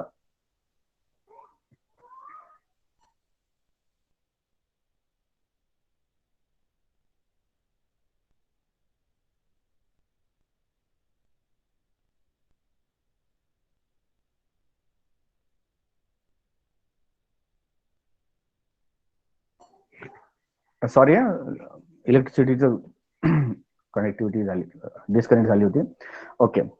गणिताच्या संदर्भाने सुद्धा आपण मुलांना 1ली ते 12वी पर्यंत किंवा कुठल्या पद्धतीचं गणित शिकवतो म्हणजे काय करत असतो, तर मुलांना आपण नंबर्स आयडेंटिफिकेशन, संख्याज्ञान आणि संख्यावरील क्रिया आणि संख्यांची ओळख, यानंतर आपण जिओमेट्रिकल फिगर्स आयडेंटिफिकेशन्स आणि शाब्दिक उदाहरणे यासाठीचं प्रॅक्टिसेस मुलांना देत असतो. आणि या सगळ्याचं डेकोरम हा 1ली पासून 12वी पर्यंत गणिताच्या पद्धतीने पुढे पुढे जात असतो आणि मुलांना हे शिकवत असतो. विज्ञान शिकवतो म्हणजे काय, तर आपण त्याच्यामध्ये मुलांची क्रिएटिव्ह आणि क्रिटिकल थिंकिंग कशा पद्धतीने होईल, मुलं इन्फॉर्मेटिव्ह संदर्भाने स्वतःची दृष्टी कशी विकसित करतील आणि त्यासाठीच्या सगळ्या बाबी आपण त्याच्यामध्ये शेअरिंग करतो आणि तो उद्देश घेऊन आपण मुलांना विज्ञान शिकवण्याचा प्रयत्न करत असतो. आता आपण या परत अध्ययन निष्पत्तीच्या संदर्भामध्ये की मी जो धडा संपादित केला, पाठ्यघटक मुलांना शिकवण्यासाठी समोर घेतलेला आहे, तो समोर घेतल्यानंतर माझ्या पाठ्यपुस्तकातल्या धड्यालाचा अध्ययन अनुभव मुलांशी शेअर केल्यानंतर मला माझ्या तासिकेनंतर मुलांमध्ये हा बदल दिसेल, त्याची माहिती मला आत्ताच आहे आणि त्याची माहिती मला आत्ताच आहे, त्याबद्दलचा मी कॉन्फिडंट आहे. हे जेव्हा मला ज्याच्यातून समजते, असे कोट केलेले कॉन्फिडेंटली स्टेटमेंट आहेत आणि ते स्टेटमेंट म्हणजे लर्निंग आउटकम्स, अध्ययन निष्पत्ती. आणि ते अध्ययन निष्पत्ती कुठे आहेत, तर ते पाठ्यपुस्तकाच्या सुरुवातीच्या 2-3 पानावर आधी दिलेले असतात. त्या अध्ययन निष्पत्ती या इयत्तेच्या या विषयाच्या कोणत्या आहेत, त्यानंतर या अध्ययन निष्पत्तीला शिक्षकांनी कशा पद्धतीनं प्रक्रियेनं पुढे करणं, प्रक्रियावर काम करणं आणि त्याच्यावर कशा पद्धतीचा डेकोरम घेऊन मुलांपर्यंत जाणं, ह्या अध्ययन निष्पत्ती या इयत्तेच्या या विषयाच्या त्या फिक्स केलेल्या असतात आणि त्या अनुषंगानंच तो पुढे संपादित केलेला आशय घटक निर्माण केलेला असतो आणि तो मुलांना सांगायचा असतो. ओके. तर आता थोडक्यात काय, तर विद्यार्थ्यांच्या प्रारंभिक वर्तनात अध्ययन प्रक्रियेमुळे घडून आलेल्या इष्ट बदलास अध्ययन निष्पत्ती असे म्हणतात. इथे इष्ट बदलच का म्हटलं असेल बरं, कोण सांगेल?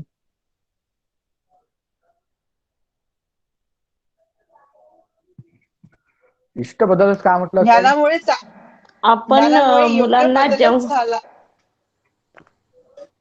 आपण मुलांना जेव्हा कुठला टॉपिक शिकवतो त्यावेळेला आपण गृहीत धरलेला असतो की माझ्या शिकवण्यामुळे मला यांच्यात हा बदल झाला पाहिजे, तर तो म्हणजे आपला अपेक्षित बदल. हा, तर माझा प्रश्न असा होता दीप्तीताई तुम्हाला की इष्ट का म्हटलं असेल, त्याला इष्टच का म्हटलं असेल? Sir, positive behaviour child. हा, पॉझिटिव्ह बिहेवियर. प्रत्येकाचं वर्तना बदलामध्ये आपण रिस्पॉन्ड करत असतोच, पण तो रिस्पॉन्ड हा इष्ट आहे, निगेटिव्ह आहे, पॉझिटिव्ह आहे, उपयोगिता मूल्यावर आहे की उपद्रवी मूल्यावर सिद्ध होतो. आणि मुलांनी ही गोष्टी शिकल्यानंतर त्याचा सकारात्मक उपयोग करतात की नकारात्मक पद्धतीने उपयोग करतात, यावर सुद्धा आपला अध्ययन अनुभवाचा डेकोरम अवलंबून असतो. ज्या गोष्टी मुलांना आपण ज्या गोष्टी सांगत असतो त्याच गोष्टी मुलांना त्याच्या पूर्व अनुभवाशी मुलं ते जोडत असतात आणि त्या पूर्व अनुभवाला जोडता जोडता त्याच्याशी ते नॉलेजचं शेअरिंग करतात. याच्या काही तुम्हाला उदाहरण सांगता येतील का की असं इष्ट वर्तन बदल एखाद्या ठिकाणी होत नाहीये, म्हणजे कोणतं होत नाही, त्याचं उदाहरण सांगता येईल तुम्हाला?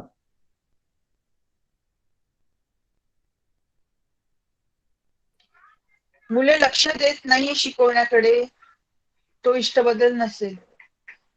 नाही, आता आपल्याला काय म्हटलं आपण की मुलांना आपण शिकवलेलं आहे आणि मुलांनी पण शिकलेलं आहे. मुलांना मी शिकवलेलं आहे आणि मुलांनी शिकलेलं आहे, परंतु जेव्हा दृश्यमान पद्धतीमध्ये मुलांचं बिहेवियर दिसतं ते इष्ट नाही, हे केव्हा आपण म्हणू शकतो? सपोज जर आपण एखादा टॉपिक घेतला जेव्हा तो आणि सपोज पायथागोरस थेरमचा घेतला आणि आपण त्यांना त्याच्यावर प्रश्न विचारले आणि त्यांनी व्यवस्थित उत्तर नाही दिले, तर त्याला म्हणू शकतो आपण की इष्टबदल झालेला नाही आहे. अच्छा, ओके, बरोबर. अजून कोण सांगेल? त्याने घेतलेल्या ज्ञानाचा तो चांगल्यासाठी उपयोग करत नाहीये हे तो इष्ट बदल नसेल. ओके. विद्यार्थी जर निगेटिव्ह बिहेवियर करत असेल तर तो इष्टबदल झाला नाही असं म्हणू शकतो. हा ना, कुठलं बिहेवियर हे इष्ट नाहीये असं कशावरून तुम्ही ठरवू शकता असं म्हणतो मी. जर समजा आपण एखादी व्याख्या शिकवली मुलांना आणि जर ती व्याख्या चुकीची दिली, त्यांनी व्याख्या चुकीची म्हटली, तर आपण असं म्हणू शकतो की इष्टबदल झाला नाही. अच्छा, ओके, चालेल. विद्यार्थ्यांच्या विद्यार्थ्यांच्या आकलन शक्तीवर वरून उत्तरे नाही मिळाली अपेक्षित, तर म्हणजेच विद्यार्थ्यांमध्ये इष्टबदल झालेला नाही. गुड, ओके, बरोबर सांगितलं तुम्ही. बऱ्याच अंशी सांगितलेलं. एक उदाहरण आहे बघा. एक अमेरिकेवर तुम्हाला त्या याच्यावर बॉम्ब हल्ला झाला होता, आठवतं का सगळ्यांना? Eiffel tower. पेंटागॉन. अच्छा, पेंटागॉन, आयफेल टॉवर. अजून अमेरिकेच्या वर्ल्ड ट्रेड सेंटरवर एक बॉम्ब हल्ला झाला होता, आहे की नाही? हा, तर ते वर्ल्ड ट्रेड सेंटरवर हल्ला झाला होता आणि जगातला सगळ्यात बलाढ्य देश, बलाढ्य साधन सामग्री आणि एकदम परिंदा भी पर नाही मार सकता अशा पद्धतीची टाईट अशा अवस्थेमध्ये त्यांच्या एवढ्या मोठ्या सगळ्या प्रतिष्ठेला धक्का पोहोचला होता आणि तो लोकांनी त्याच्यावर काम केलं, त्याच्या संदर्भातली सगळी रणनीती आणि सगळ्या गोष्टी तयार केल्या आणि त्याच्या संदर्भातला तो भाग त्यांनी यशस्वी करून दाखवलेला आहे. आता मला सांगा, या सगळ्या बाबतीमध्ये त्याचं प्रारंभिक वर्तन असेल, त्याला दिलेलं अध्ययन अनुभव असेल त्या गोष्टीचं, बरोबर, त्याने त्या विद्यार्थ्यांना, त्या 5 लोकांना त्याच्या संदर्भात सिरियसली काम केलं असेल, परंतु त्यांचं वर्तन बदल हे इष्ट होतं का? नाही. पण त्याच्या आधीच्या दोन्ही प्रक्रिया या एका सराईत सगळ्या जनरली विद्यार्थ्यासारख्या पार पडल्या की नाही, की त्यांनी त्याचा अभ्यास करणे, त्याच्यावर काम करणे, अत्यंत टोकाचं त्याच्यावर मास्टर की मिळवणे आणि एकदम निष्णांत स्किल पद्धतीनं ते काम करणे, परंतु ते जे काम झालं ते इष्ट वर्तन बदलास पूरक नव्हतं. हा इथे उदाहरण आपल्याला या ठिकाणी चर्चा करता येईल. मला कळलं का मी तुम्हाला या उदाहरणाचा का परिपोष या ठिकाणी केला, संदर्भ जोडला, की जेव्हा विद्यार्थी एखादी गोष्ट शिकतात आणि त्या शिकल्यानंतर त्यांच्या वर्तन बदलामध्ये हे आपल्याला इष्टतम बाबी दिसत नाहीत, ज्या समाज मान्य आहेत, ज्या समाज उपयोगी आहेत, ज्या समाज उपद्रवी नाही आहेत, अशा गोष्टी आपल्याला विद्यार्थ्यांमध्ये दिसून येतात, तेव्हा आपण त्याला इष्ट बदल असं म्हणतो, है ना? तुम्हाला सगळ्यांना माहित असेल, ग्रामीण भागामध्ये काही लोक आकडे खेळतात, माहित आहे ना? आमच्या मुलांना माहित असते, आम्ही ग्रामीण भागात बघतो असे काही लोक दिसतात. तर ते आकडे खेळणारे, आकड्यांचा अभ्यास करणारे सुद्धा निष्णांत गणित तज्ञ म्हणून दिसतात आपल्याला, की त्याचा इतका ते म्हणजे सगळा असा त्याचे पंजीबद्ध काम त्यांचं करणं वगैरे वगैरे वगैरे, आणि एखादा एवढा सगळा अभ्यास केला असता तो IAS ची परीक्षा आणि गणित तज्ञ झाला असता, बरोबर आहे की नाही? पण त्याची बुद्धी तो कोणत्या दिशेने लावतो? इष्ट पद्धतीने लावतो का? हा, म्हणून आपण इथे म्हटलेलं आहोत की विद्यार्थ्यांना आपण देणारे इनपुट आणि विद्यार्थ्यांनी घेतलेले इनपुट याचं त्या आउटपुटशी सकारात्मक सहसंबंध असणं गरजेचं आहे.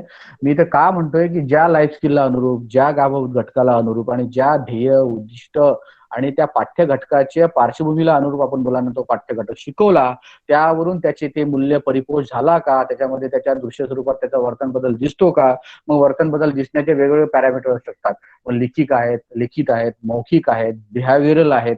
सगळ्या बाबतीमध्ये त्या आशय घटक, एखादा विशिष्ट आशय घटक मुलांना शिकवतो म्हणजे तो त्याच्या परीक्षेची तयारी करून घेण्यात मर्यादित आहे का? तर नाहीये. तो त्या परीक्षेची तयारी घेण्या इतपत मर्यादित नसून तो परीक्षेतून त्याच्याबद्दल आपण त्याची मूल्यमापन प्रक्रिया राबवत असतो, पण त्याच्या बिहेव्हिअर चेंज मध्ये सुद्धा त्या गोष्टी दिसायला पाहिजेत आणि त्या कशा दिसतात की दिसत नाहीत याची चाचपणी आपण या धड्या आणि कविता शिकवण्याच्या पार्श्वभूमीच्या मागून करत असतो आणि त्याला आपण अध्ययन निष्पत्तीचा इष्ट बदल असे म्हणतो. कळलं बरोबर सगळ्यांना? हो सर. ओके. विद्यार्थ्यांचं आरंभिक वर्तन कशाला म्हणू? की ज्यावेळी एखाद्या धड्या आणि कविता शिकवण्यापूर्वी ही गोष्ट मुलांना हा घटक माहीत नव्हता किंवा हे त्यांच्याबद्दलचं उद्दिष्ट क्लिअर नव्हतं आणि हा त्याची क्षमता अपूर्ण होती. ती क्षमता पूर्ण करण्यासाठी मी आज या ठिकाणी हा संबंधित केला असे घटक मुलांना शिकवतो. म्हणजेच काय, विद्यार्थ्यांचं प्रारंभिक वर्तन काय होतं आणि या वर्तनामध्ये माझ्या अध्ययनापणामुळे किंवा शिकण्या आणि शिकवण्याच्या प्रक्रियेमुळे जो बदल घडून दिसून येईल तो बदल मला आता माहित आहे आणि तो स्टेटमेंट कोट केलेला आहे, त्याला असं म्हणतात अध्ययन निष्पत्ती. या अध्ययन निष्पत्ती MHRDने म्हणजे आपल्या राष्ट्राच्या शिक्षण खात्याने तयार केलेल्या आहेत, सध्या सगळ्या डिसाइड केलेल्या आहेत आणि डिफाइन केलेल्या आहेत. त्या लर्निंग आउटकम्स जो हमारे सेंट्रल गवर्नमेंट ने डिफाइन और डिसाइड किए हुए है, उसी लर्निंग आउटकम्स को हमने स्टेट ने अप्लाइड किया है और उसी लर्निंग आउटकम को पूरा करने के लिए हम स्कूलिंग सिस्टम में बच्चों को पढ़ाने का काम करते हैं. तो ऐसे लर्निंग आउटकम्स स्टेट में कोड किए हुए हैं और वो कहाँ मिलेंगे, तो हमें टेक्स्ट बुक के पहले 2-4 पन्ने में मिलेंगे. हमें बच्चों को टेक्स्ट बुक पढ़ाने के पहले वो लर्निंग आउटकम्स बच्चों को टेक्स्ट बुक क्यों पढ़ाना है, इसलिए वो हमें पहिले उसका जानकारी लेना है, पढ़ना है आणि माहिती करून घ्यायची आणि त्याच्यानंतरच मुलांना आपण ते लेसन प्लॅनला सुरुवात करायची आहे. आणि त्या अध्ययन निष्पत्तीच्या परिपूर्तीसाठीच धडे आणि कवितांची रचना केलेली असते. इथपर्यंत क्लिअर आहे सगळ्यांना? हो सर. हो सर. हा, एवढा हा सगळ्यात महत्त्वाचा घटक आहे अध्ययन निष्पत्तीचा, की मुलांना तो घटक का शिकवायचा, कशासाठी शिकवायचा आणि शिकवल्यानंतर मुलांमध्ये काय घडून येईल याची सगळं स्टेटमेंट, याची सगळी माहिती, याच्या सगळ्याचा उद्दिष्ट आणि याच्या सध्याचा उद्देश आपल्याला ज्यामध्ये दिसून येतो त्याला अध्ययन निष्पत्ती असे म्हणतात. म्हणजेच काय, की कहा गए थे कहीं नहीं और क्या लाया कुछ नहीं, ऐसा न होना चाहिए, इसलिए हम बच्चों को क्यों पढ़ा रहे हैं. मी मुलांना का शिकवतो, मी माझ्या मुलांना हे शिकवल्यानंतर मुलांमध्ये हे दिसून येईल याची सगळी माहिती मला आत्ताच आहे आणि म्हणूनच मुलांना मी शिकवण्याचा प्रयत्न करतो, त्याला म्हणायचं अध्ययन निष्पत्ती. बरोबर? समझ में आ रहा है ना किसको? कोई सवाल होंगे तो मुझे चैट बॉक्स में पूछ सकते हैं. तो मैं कुछ टर्म्स होगा और अच्छे से कोई बात होगी डेफिनेशन तो हिंदी में आपको शेयर करने की कोशिश कर रहा हूँ. तो मुझे लगता है आपको काफी हद तक समझ में आ रहा होगा. यस सर, काफी हद तक तो समझ में आ रहा है, बट आई वुड रिक्वेस्ट कि अगर आप बायलिंगुअल लैंग्वेज यूज करें, मींस क्योंकि I can understand Marathi but मेरा बेस इज हिंदी.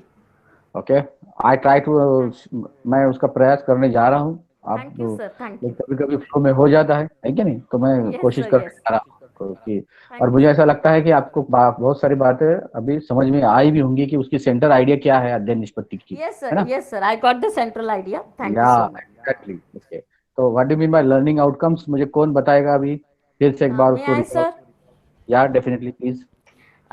सर, जो भी हम बच्चों को लेसन में पढ़ा रहे हैं वो हम पढ़ा तो रहे हैं, बट वो लेसन कंप्लीट होने के बाद में जो उनको समझ में आया, जो हमारा मोटिव था, वो मोटिव अगर उनको समझ में आया, क्लियर हुआ, that is our learning outcome. या बिल्कुल.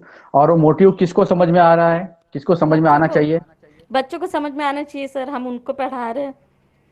अच्छा, बच्चों को समझ में आना चाहिए. और कौन इसको जोड़ेगा कि मैडम बोल रहे हैं कि बच्चों को समझ में आ रहा है कि हम आज के पढ़ाने के मोटिव क्या है, ऐसे बोल रहे हैं ना आप? हॅलो सर, पण त्या मोटिव्हच्या मागे पूर्वज्ञान आणि पूर्वाग्रह हे पण एक कारण असू शकते ना सर? बिलकुल नाही. मी आता एक थोडस यांनी जे आता जे बोलल्या की आधी मॅडम कोण होत्या त्या हिंदीमध्ये ज्यांनी सांगितलं, ऐसा बोला है कि वो मोटिव क्या है पढ़ाने के, बच्चों को समझ में आना चाहिए, इसके बाद में पढ़ाना चाहिए, अच्छा है ना? पण मी आता काय रिपीट करतो इथे, थोडासा फरक काय आहे कि वो मोटिव बच्चों को समझ में न आने के पहले हमें समझ में आना चाहिए कि ये बात मैं बच्चों को क्यों पढ़ाने जा रहा हूँ. Yes sir, definitely. Non relate end regarding और रिलेट करता है वो लर्निंग आउटकम से कि मैं बच्चों को आज क्यों पढ़ाने जा रहा हूँ, ये मुझे आज अच्छी तरह से उसके मोटिव, उसके ऑब्जेक्टिव्स, उसका सारा डेकोरम मुझे अच्छे से कॉन्फिडेंटली पता है.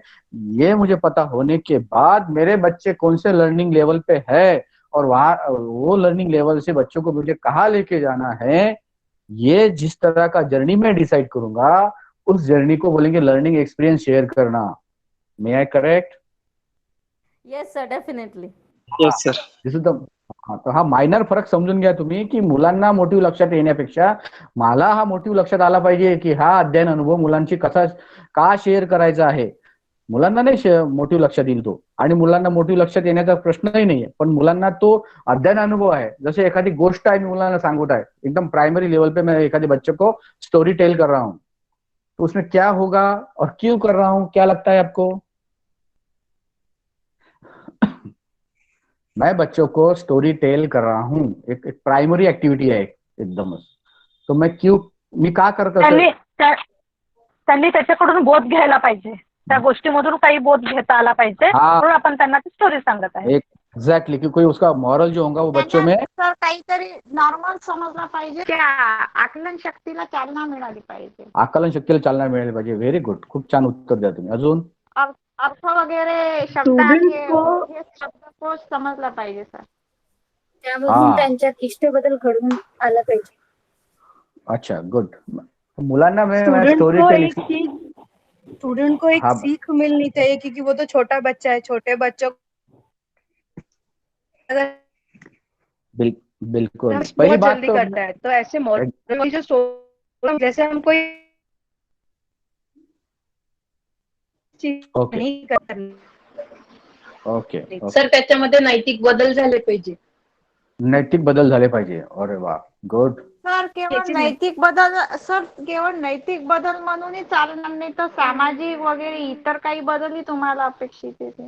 अरे वा, तुम्ही किती मोठा बदलाव सांगून राहिले छोट्याच्या गोष्टीवरून. पहा बरं, लोका छोट्याच्या नैतिक गोष्टीवरून बदल तर मी म्हटलं की हो, आता समजा फॉर एक्झाम्पल मी शिकवलं, पण नैतिक बदल झाला नाही, बाकी सर्व बदल झाले पण नैतिक झाला नाही, तर ती प्रक्रिया अर्धीवटच राहील ना सर. अच्छा अच्छा अच्छा, बरोबर. अजून गुड. तुम्हाला एका छोट्या ऍक्टिव्हिटी तुम्ही एवढे सगळं रिस्पॉन्ड केलं, की एका मुलांना जर मी स्टोरी टेल में करने जा रहा हूँ, तो उसमें बच्चों को क्यों कर रहा हूँ, इसके आपने मुझे बहुत अच्छे से एक्सपीरियंस शेयर करे. नंबर 1, की मुलांना स्टोरी, बच्चों को छोटे छोटे जॉनर्स की सॉन्ग्स पसंद होते हैं, म्हणून मुलांना मी सांगतोय. साधा माझा असा सध्याचा शॉर्ट टर्म ऑब्जेक्टिव्ह आहे माझा, की मुलांना गाणी, गोष्टी, चित्र ना, कार्टून्स मुलांना आवडतात. मुलांच्या भाव विश्वासावर ते अत्यंत प्रतिबिंबितपणे काम करतात, म्हणून मी मुलांना ते गोष्टी करतात. एक साधं सिंपल ऑब्जेक्टिव्ह नंबर 1.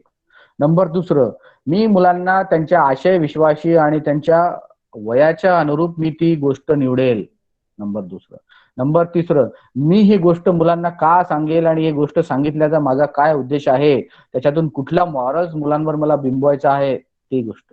नंबर 4, मला या गोष्टीतला कुठला एक्सपिरियन्स मुलांवर शेअर करायचा आहे, की ज्याचा दुर्गामी परिणाम मुलांच्या भावविश्वासी आणि त्यांच्या जीवनावर तो काम करेल. आणि नंबर 5, 6, की अशी गोष्ट सांगितल्यानंतर मुलांच्या बिहेवियरल चेंज मध्ये ते कसं व्हॅल्युएबल काम करेल, आणि त्याचा आणि मुलांच्या मुख्य शिकवण्याच्या प्रवाहाशी सहसंबंध कशा पद्धतीनं जोडल्या जाईल, त्यासाठी मी त्यांना गोष्ट सांगेल. करेक्ट है? May I correct, please? Yes, sir. Yes, sir. Yes, sir. Yes, sir. Yes, sir. सब सुन रहे इसका मतलब है ना? Yes, sir. अरे आमच्याकडे इलेक्ट्रिसिटी गेलेली आहे सध्या. ओके. तो अध्ययन निष्पत्तीची व्याख्या तुमच्या समोर ठेवलेली आहे. या अध्ययन निष्पत्तीच्या व्याख्याच्या संदर्भाने तुम्हाला त्या गोष्टी समजा मांडलेल्या आहेत ना. पुढचे नेक्स्ट जाऊ आपण आता.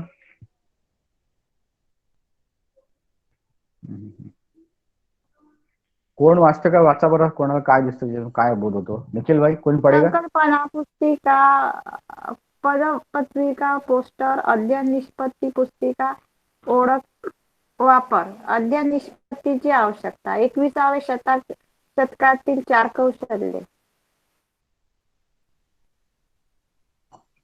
छान है ना. अध्ययन निष्पत्तीची संकल्पना आपण शिकली. अध्ययन निष्पत्तीच्या पुस्तिका सगळ्यासमोर उपलब्ध आहेत. घडी पुस्तिकाच्या माध्यमातून त्या सगळ्या उपलब्ध आहेत. एक मिनिट. इलेक्ट्रिसिटी गेली आहे आमच्या इकडची.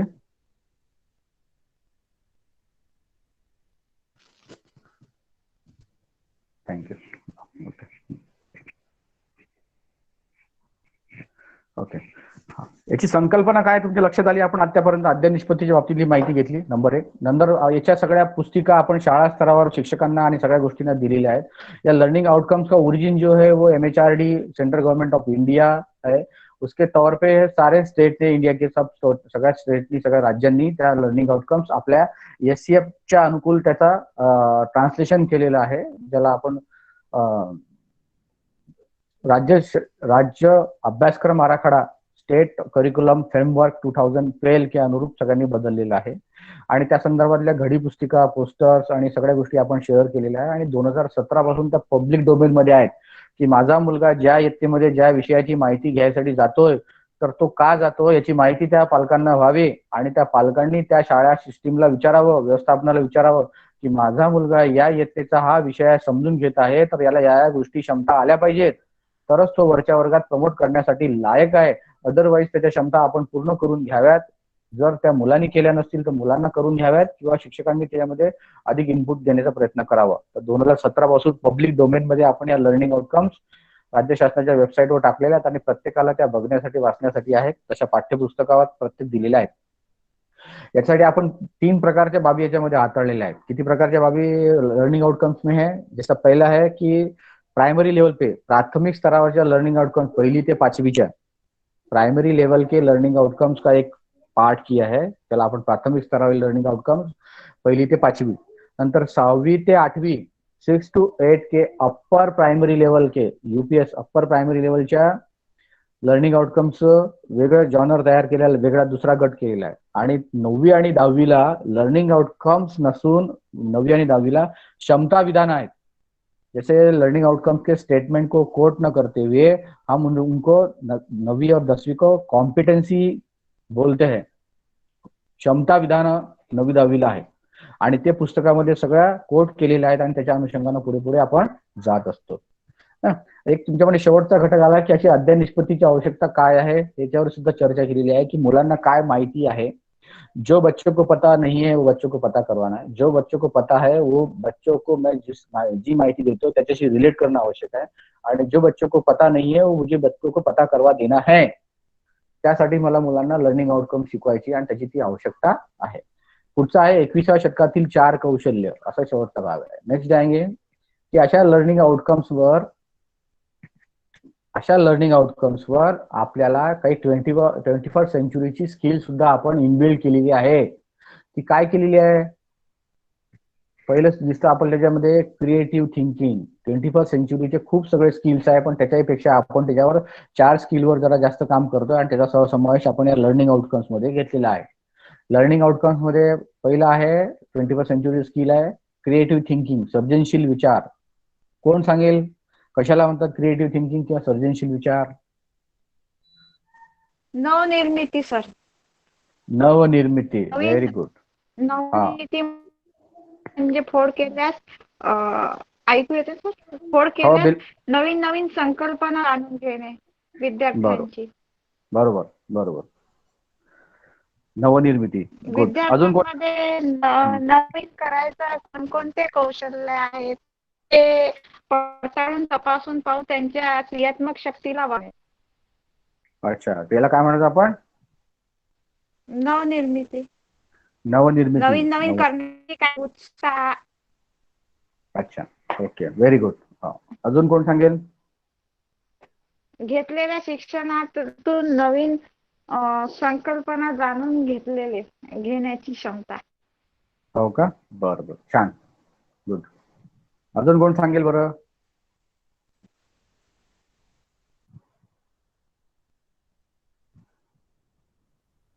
ओके. क्रिएटिव्ह थिंकिंग ज्याला आपण सर्जनशील असं विचार म्हणतो की मुलांना जी गोष्टी माहिती नव्हती ती गोष्ट माहिती करून दिली आणि त्या गोष्टीला शेअर केल्यानंतर, माहिती दिल्यानंतर, मुलांनी समजल्यानंतर, त्याचं चांगलं आकलन झाल्यानंतर त्या माहितीचा अनुरूप एक नव्या बाबीमध्ये, जिसको नवाचार कहा जाता है, इनोवेटिव आइडियाज में उसको कॉन्फ्लिक्ट या अप्लाइड लेवल पे उसको ट्रांजिशन करता है. This is known as a creative thinking. मतलब काय की मुलांना जी गोष्ट आपण इनपुट देण्याचा प्रयत्न करतो त्याचा हा हायर ऑर्डरचा स्किल्स आहे की मुलांनी त्याच्या स्वतःच्या बुद्धिमत्तेचा वापर करून त्याच्यामध्ये काहीतरी नवाचार बनाना चाहिए, नवाचार को उसने निर्मितीला महत्व दिलं पाहिजे आणि ती क्रिएटिव्ह थिंकिंग मुलामध्ये घडली गेली पाहिजे. हा प्रत्येक स्कूलिंग सिस्टीमच्या अध्यापनाचा हायर ऑर्डरचा एम्स अँड ऑब्जेक्टिव्ह आहेत. आणि ही क्रिएटिव्ह थिंकिंगला चालना देण्याचे खालचे टप्पे हे त्याच्या आकलनाच्या पॅरामीटर्सवर अत्यंत प्रभुत्व पातळीवर जातील, तेव्हाच मुलं क्रिएटिव्ह थिंकिंगला सुरुवात करतील. अदरवाइज मुलांना समजण्याच्या आणि न समजण्याच्याच या कश्मकश में बच्चे रहेंगे, तब वो क्रिएटिव थिंकिंग नहीं कर पाएंगे. जब बच्चों को वो कंसेप्ट हायर ऑर्डर पे समझ में आएगा, उसी कंसेप्ट को लेके बच्चे नवाचार बनाने की कोशिश करेंगे. This is known as creative thinking. और बोलिए. चार्ट में सांगितले घेतलेल्या शिक्षणातून स्वतःच्या संकल्पनेतून नवीन निर्मिती करणे. जुई ताईने सांगितलं वाटतं इथे, जुई मॅडमने. घेतलेल्या शिक्षणातून स्वतःच्या संकल्पनेतून नवीन निर्मिती करणे. बरोबर. दिस इज अ क्रिएटिव्ह थिंकिंग. अशा सर्जनशील विचाराचं करा असं आपण म्हणतोय. मग त्याच्यासाठी काही आपण स्कोप आहे का आपल्या शिक्षण प्रक्रियेमध्ये, माझ्या शिकवण्यामध्ये, माझ्या शिकवण्याच्या अध्यापनामध्ये मी तसा काही स्कोप ठेवला आहे का मुलांना, की मुलांना इथे क्रिएटिव्ह थिंकिंगला वाव आहे, इथे मुलं सर्जनशील विचार करून यहाँ पे नवाचार बनाने की कोशिश कर सकेंगे. इसलिए मैं बच्चे को ऐसे कोई अवसर, ऐसे कोई चैलेंजेस उसमें जानबूझ के कोई पैदा कर रहा हूँ क्या, मैं उसमें कुछ डाल रहा हूँ क्या, कि ऐसी अपॉर्चुनिटी बच्चों के सामने मैं खोलने जा रहा हूँ क्या, तभी बच्चे क्रिएटिव थिंकिंग करेंगे की नाही. समझ में आ रहा है ना मैं आपको क्या बोल रहा हूँ, की माझ्या दैनंदिन अध्यापनामध्ये मुलांना माझ्या जो कोणी अध्ययन अनुभव, ज्या कोणी इयत्तेचा, ज्या कोणी विषय शिक्षकाचा जे काही गोष्ट सांगत असेल त्यामध्ये तसा काही स्कोप त्या शिक्षकानं मुलांसाठी ठेवला आहे का, जाणीवपूर्वक ऐसे संधि अवसर उनको वो प्रदान कर रहा है क्या, कि जैसे बच्चे उसको सर्जनशील विचार में कन्वर्ट करेंगे या क्रिएटिव थिंकिंगला मुलं चालना करतील. तर अशासाठी आपण जाणीवपूर्वक मुलांना नवीन गोष्टीचं शिकण्यासाठी, मुलांना कल्पक होण्यासाठीचं, सरावानंतर मुलांना कल्पक होण्यासाठीचं वाव देण्यासाठी कृती, उपक्रम, प्रकल्प या बाबींचा त्या आशय घटकाच्या अनुरूप मुलांना संधी देणं आणि संधी देऊन आपण जाणीवपूर्वक थांबणं, त्यांना थांबवणं आणि त्या गोष्टी त्याच्याकडून करून घेणं किंवा करण्यासाठी बाध्य करणं, या गोष्टीला म्हणतात सर्जनशील विचार, क्रिएटिव्ह थिंकिंग. समज में आ रहा है आपको? Yes sir. Yes sir. Thank you so much. Yes sir. हाँ, ये ऑनलाईन में थोडासा बॅरियर्स और थोडा लिमिटेशन्स होते. समोर असताना आताच्या 3-4 वर्षामध्ये आम्ही जेव्हा कॉलेजमध्ये हॉलमध्ये सगळ्या या गोष्टी करायचो, तर आपके चेहऱ्याच्या इंटरॅक्शन म्हणून सगळ्या गोष्टी समजून यायचे, की किती प्रश्नार्थक चेहरे आहेत, किती लोक समजण्याच्या टप्प्यात आहेत आणि किती लोक नुसतंच ऐकण्याच्या परिस्थितीत आहेत किंवा काही लोक ऐकण्याच्या परिस्थितीत नाही आहेत. तर अशा गोष्टी घेऊन आपण ती तासिका पुढे पुढे नेत असतो आणि जेव्हा 2-2, 3-3 तास तासिका चालते तेव्हा मुलं आपल्याला सगळे त्या गोष्टी फेस टू फेस उसमें इंटरेक्शन होता है, तो उसे समझ में आता है कि इस तरह से मैं आगे जा रहा हूँ या सबको आगे लेके जा रहा हूँ. पण आता या ऑनलाईन मध्ये त्या सगळ्या लिमिटेशन्स असतात आणि या सगळ्या गोष्टी एवढ्या भावतात की आमचे सगळे मुलं आजही आधीच्या बॅचचे रोज फोन करतात, काही अडचणी असतील, कुठल्या कुठल्या टप्प्यावरच्या पाठ टाचण्याच्या संदर्भातल्या, एखाद्या विषयाच्या, एखाद्या आशयाच्या आणि इव्हन दो रोजमर्रा के जीवन में काही अडचणी असतील तर मुलं शेअर करतात. एवढा विश्वास त्यांच्या मनामध्ये निर्माण होतो आणि तो विश्वास आपण निर्माण करण्याचा प्रयत्न करतो. आणि आजही सगळे आधीच्या बॅचचे विद्यार्थी जोडलेले आहेत आणि त्याचं काम आपल्या महाविद्यालयाच्या स्तरावर प्रत्येकाकडून होत असतं. आणि पण आता या ऑनलाईन मध्ये थोडेसे लिमिटेशन असू शकतात, त्याच्यामुळे तुम्ही आपकी जिम्मेदारी ज्यादा बढ़ती है इसमें. तुमच्या सगळ्यांची भूमिका जास्त वाढते की तुम्हाला हे गोष्ट इमिजिएट समजून घेणं आणि समजून घेऊन त्याच्यावर आकलन करून त्याला रिलेट करणं महत्वाचं राहतं. दुसरा 21st सेंचुरी स्किल आहे चिकित्सक विचार, ज्याला आपण क्रिटिकल थिंकिंग असं म्हणतो. की मी जो आशय मुलांना शिकवतो, सांगतो, माहिती देतो, त्या विषयाचं, आशयाचं, इयत्तेसाठीचं मुलांना त्या आशयाच्या अनुरूप मुलं क्रिटिसाइज करतात का बच्चे चिकित्सक विचार करतात असं आपल्याला दिसतं, कोण सांगेल? किंवा बच्चे छोड़ो, हम कब क्रिटिसाइज करते हैं कोई समय में, तो उसके क्या बाह्य लक्षण होते हैं, काय त्याचे लक्षणं दिसतात आपल्याला की एखादी व्यक्ती क्रिटिकल थिंकिंगच्या टर्म्सवर आलेला आहे असं आपल्याला केव्हा दिसतं? मी सांगू? सांग.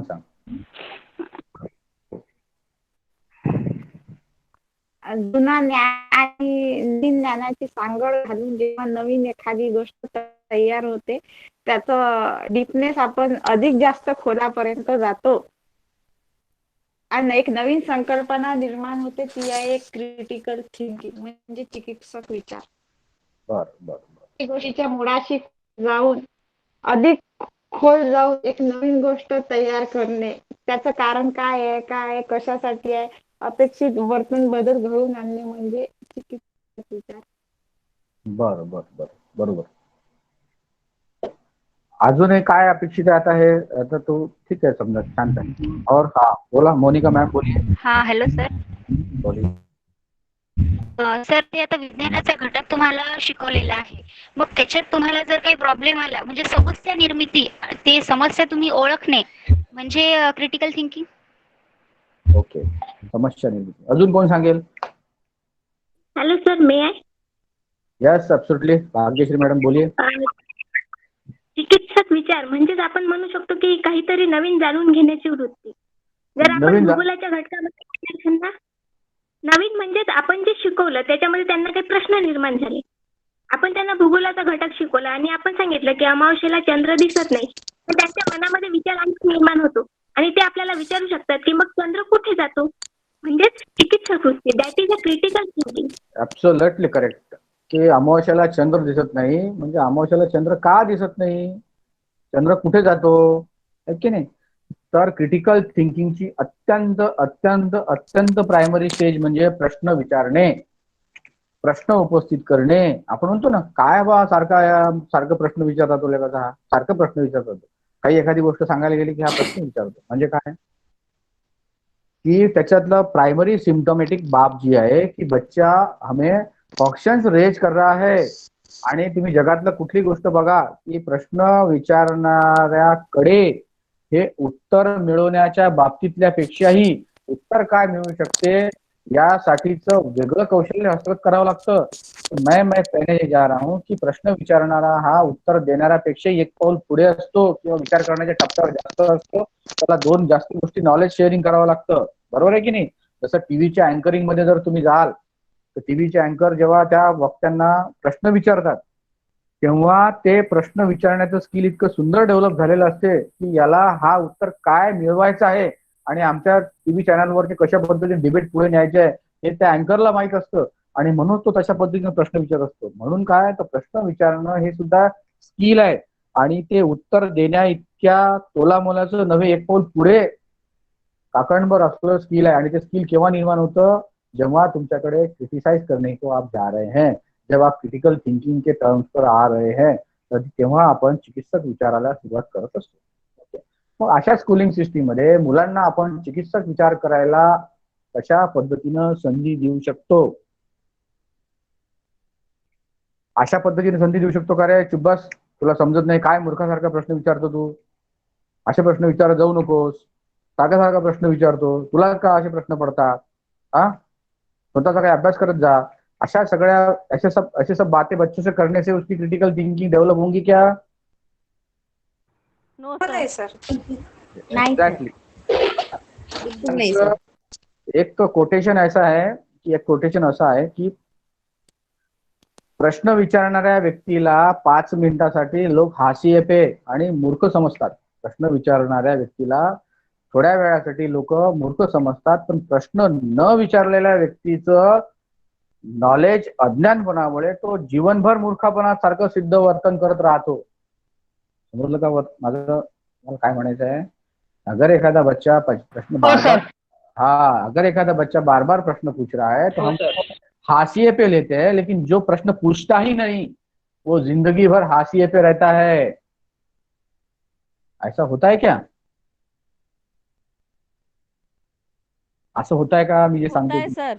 हाँ ओके. तो फिर क्या करना चाहिए?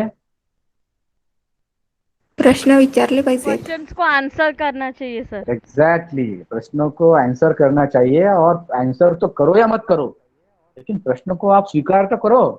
हाँ तभी तो बच्चा आपसे पूछेगा, उसका रिस्पेक्ट करो. आणि बऱ्याच वेळा सगळ्याच प्रश्नाचे उत्तर तुमच्याकडे नाही असू शकत. याचा अर्थ तुम्हाला त्याचे प्रश्न तुम्हाला मारता येतील का? बच्चों को प्रश्न पूछने का स्किल आप दबा देंगे क्या? नहीं दबा देंगे. आप उसको बोलेंगे की ठीक आहे मी तुला उद्या याचं माहिती घेऊन तुला सांगतो, किंवा तू याच्या पद्धतीचे वेगळे सोर्सेस को आप ढूंढ ले और उसकी जानकारी ले ले. मैं उस प्रश्नाच्या पर्यंत जाण्याचे मार्ग त्याला सांगू शकतो की नाही. पण अगर तिथेच त्याला जर काटलं, आपण दाबलं, त्याचं तिथून कट करून टाकलं, तर पुढे त्याच्याकडे विचार प्रक्रिया थांबून जाईल. आणि ती विचार प्रक्रिया आपल्याला त्या वर्गांतर भिंतीमध्ये करणं हे क्रिएटिव्ह थिंकिंगला मारक आहे. बरोबर आहे की नाही? म्हणून एक हेल्दी रिलेशनशिप या वर्गामध्ये निकोप नातेसंबंध जोपासणं फार गरजेचं आहे. म्हणून तुमच्या सगळ्या, मी आत्ताच्या सगळ्या सेशनमध्ये आज जवळपास आता 1:30 वाजायला 5 मिनिटं कमी आहे. आपण 1.5 तासाच्या सगळ्या चर्चेमध्ये मी तुमच्या सगळ्यांचं शेअरिंग घेऊन घेण्याचा प्रयत्न करून पुढे आपल्या व्याख्यानाला आणि आपल्या सेशनला पुढे घेऊन जाण्याचा प्रयत्न केला. कोणत्याच प्रश्नाला जरी चुकीचा असला नसला, मी असं कोणालाच म्हटलं नाही की हा प्रश्न तर चुकीचा आहे किंवा तू हे असं का मूर्खासारखं बळबळला, असंही म्हटलं नाही. पण ते मला जाणून घ्यायचं होतं की त्याचे आकलन एवढं आहे म्हणून मला त्याला इथं घेऊन जायचं आहे, त्यांचं आकलन तिथे आहे म्हणून मला इथे आणणं आहे. हे माझी मोड ऑफ अप्रेंटिसी, मला माझ्या बोलण्याची पद्धती आणि माझा जर्नी ऑफ सेशन मला तशा पद्धतीने डेव्हलप करता आला पाहिजे. अदरवाइज मैं वन वे तरीके से आपको कुछ बहुत सारा कि मेरे पास तो बहुत बड़ा ज्ञान है और मैं लर्निंग आउटकम्स में बहुत बड़ा ज्ञानी हूँ, आप तो बड़े कुछ निर्बुद्ध है, आपको तो कुछ आता ही नहीं, करके आप सामने बैठे, ऐसे तौर के मैं आगे आगे बढ़ाते जाऊंगा. चलेगा क्या? असं चालेल का? हा गोड गैरसमज आहे त्या बोलणाऱ्याचा की अशा पद्धतीने तो करत आहे. तर अशा पद्धतीने नाही चालत वर्गांतर पद्धतीमध्ये. तुम्हाला मुलांचं क्रिटिकल थिंकिंगला तुम्हाला वाव देणं गरजेचं आहे. आणि आताच्या एरियामधले मुलं तर फारच जबरदस्त आहेत. त्यामुळे आपल्या दैनंदिन आशयाच्या अनुभवामध्ये मुलांच्या क्रिटिकल थिंकिंगला वाव देणं, त्यांचा रिस्पेक्ट करणं आणि त्याला मदत करणं एक सजेस्टिव्ह पद्धतीवर, एक संप्रेषणाच्या पद्धतीवर, एक फैसिलिटेशन की स्किल पर उसको अपन हेल्प करने की कोशिश कर सकते हैं. समझ में आ रहा है आपको? तो अशा रोजमर्राच्या अध्ययन अनुभवामध्ये मुलांच्या शिकण्या आणि शिकवण्यामध्ये आपल्याला क्रिटिकल थिंकिंगची गोष्ट करावी लागेल. आणि क्रिटिकल थिंकिंगची अत्यंत प्रायमरी लेवलची गोष्ट आहे की मुलांचे प्रश्न स्वीकारले गेले पाहिजेत. आणि आपणही क्रिटिकल थिंकिंग करत आहोत, त्याचं बाह्य लक्षण म्हणजे आपल्या मनामध्ये वेगवेगळ्या प्रश्नांची शृंखला तयार झाली पाहिजे. आणि जेव्हा आपल्याकडे वेगवेगळ्या प्रश्नांची शृंखला तयार होईल तेव्हा आपण त्या गोष्टीला जेवढं क्रिटिसाइज करू तेवढं त्या पद्धतीचे उत्तर आपल्याला वेगळ्या पॅरामीटर्सवर मिळू शकतील आणि तेवढा आपण समृद्ध पातळीवर आपला विकास करू शकतो. और उतने हम अधिकतम फोकसेबल हो सकते हैं.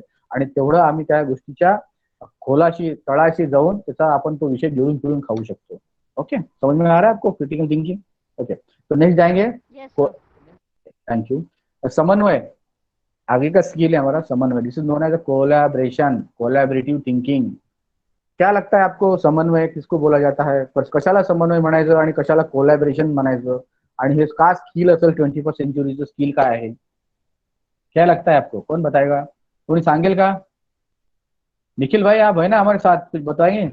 सर, विविध क्रिया क्रमवार घडून आणणे त्याला समन्वय असे म्हणतात. विविध क्रिया ओके, क्रमवार घडवून आणणे त्याला समन्वय असे म्हणतात. म्हणजे स्टेप बाय स्टेप घडवून आणणे प्रत्येक क्रिया. अच्छा, विविध क्रिया स्टेप बाय स्टेप घडवून आणणे म्हणजे समन्वय म्हणतात. गुड. अजून कोण सांगेल? एकाच वर्गामध्ये विविध म्हणजे वेगवेगळ्या क्षमतेचे विद्यार्थी असतात. प्रत्येकाची मानसिकता, प्रत्येकाची बौद्धिक क्षमता वेगवेगळी असते. तर आपल्याला दोन्ही तिन्ही क्षमतेच्या विद्यार्थ्यांना एकत्र करून म्हणजे त्यांना ज्या लँग्वेज मध्ये समजेल किंवा ज्या प्रकारात समजेल अशा सर्व यांचा समन्वय आणून त्यांना शिकवावं लागेल. अच्छा, गुड, बरोबर. अच्छा, अजून कोणी सांगेल? मी सांगू? विविध विषयाचा संबंध जोडून शिकव. हा कुलदीप सर बोला. हा, विविध विषयाचा संबंध जोडून शिकवणे. विविध विषयाचा संबंध जोडून शिकवणे. Very good. अजून?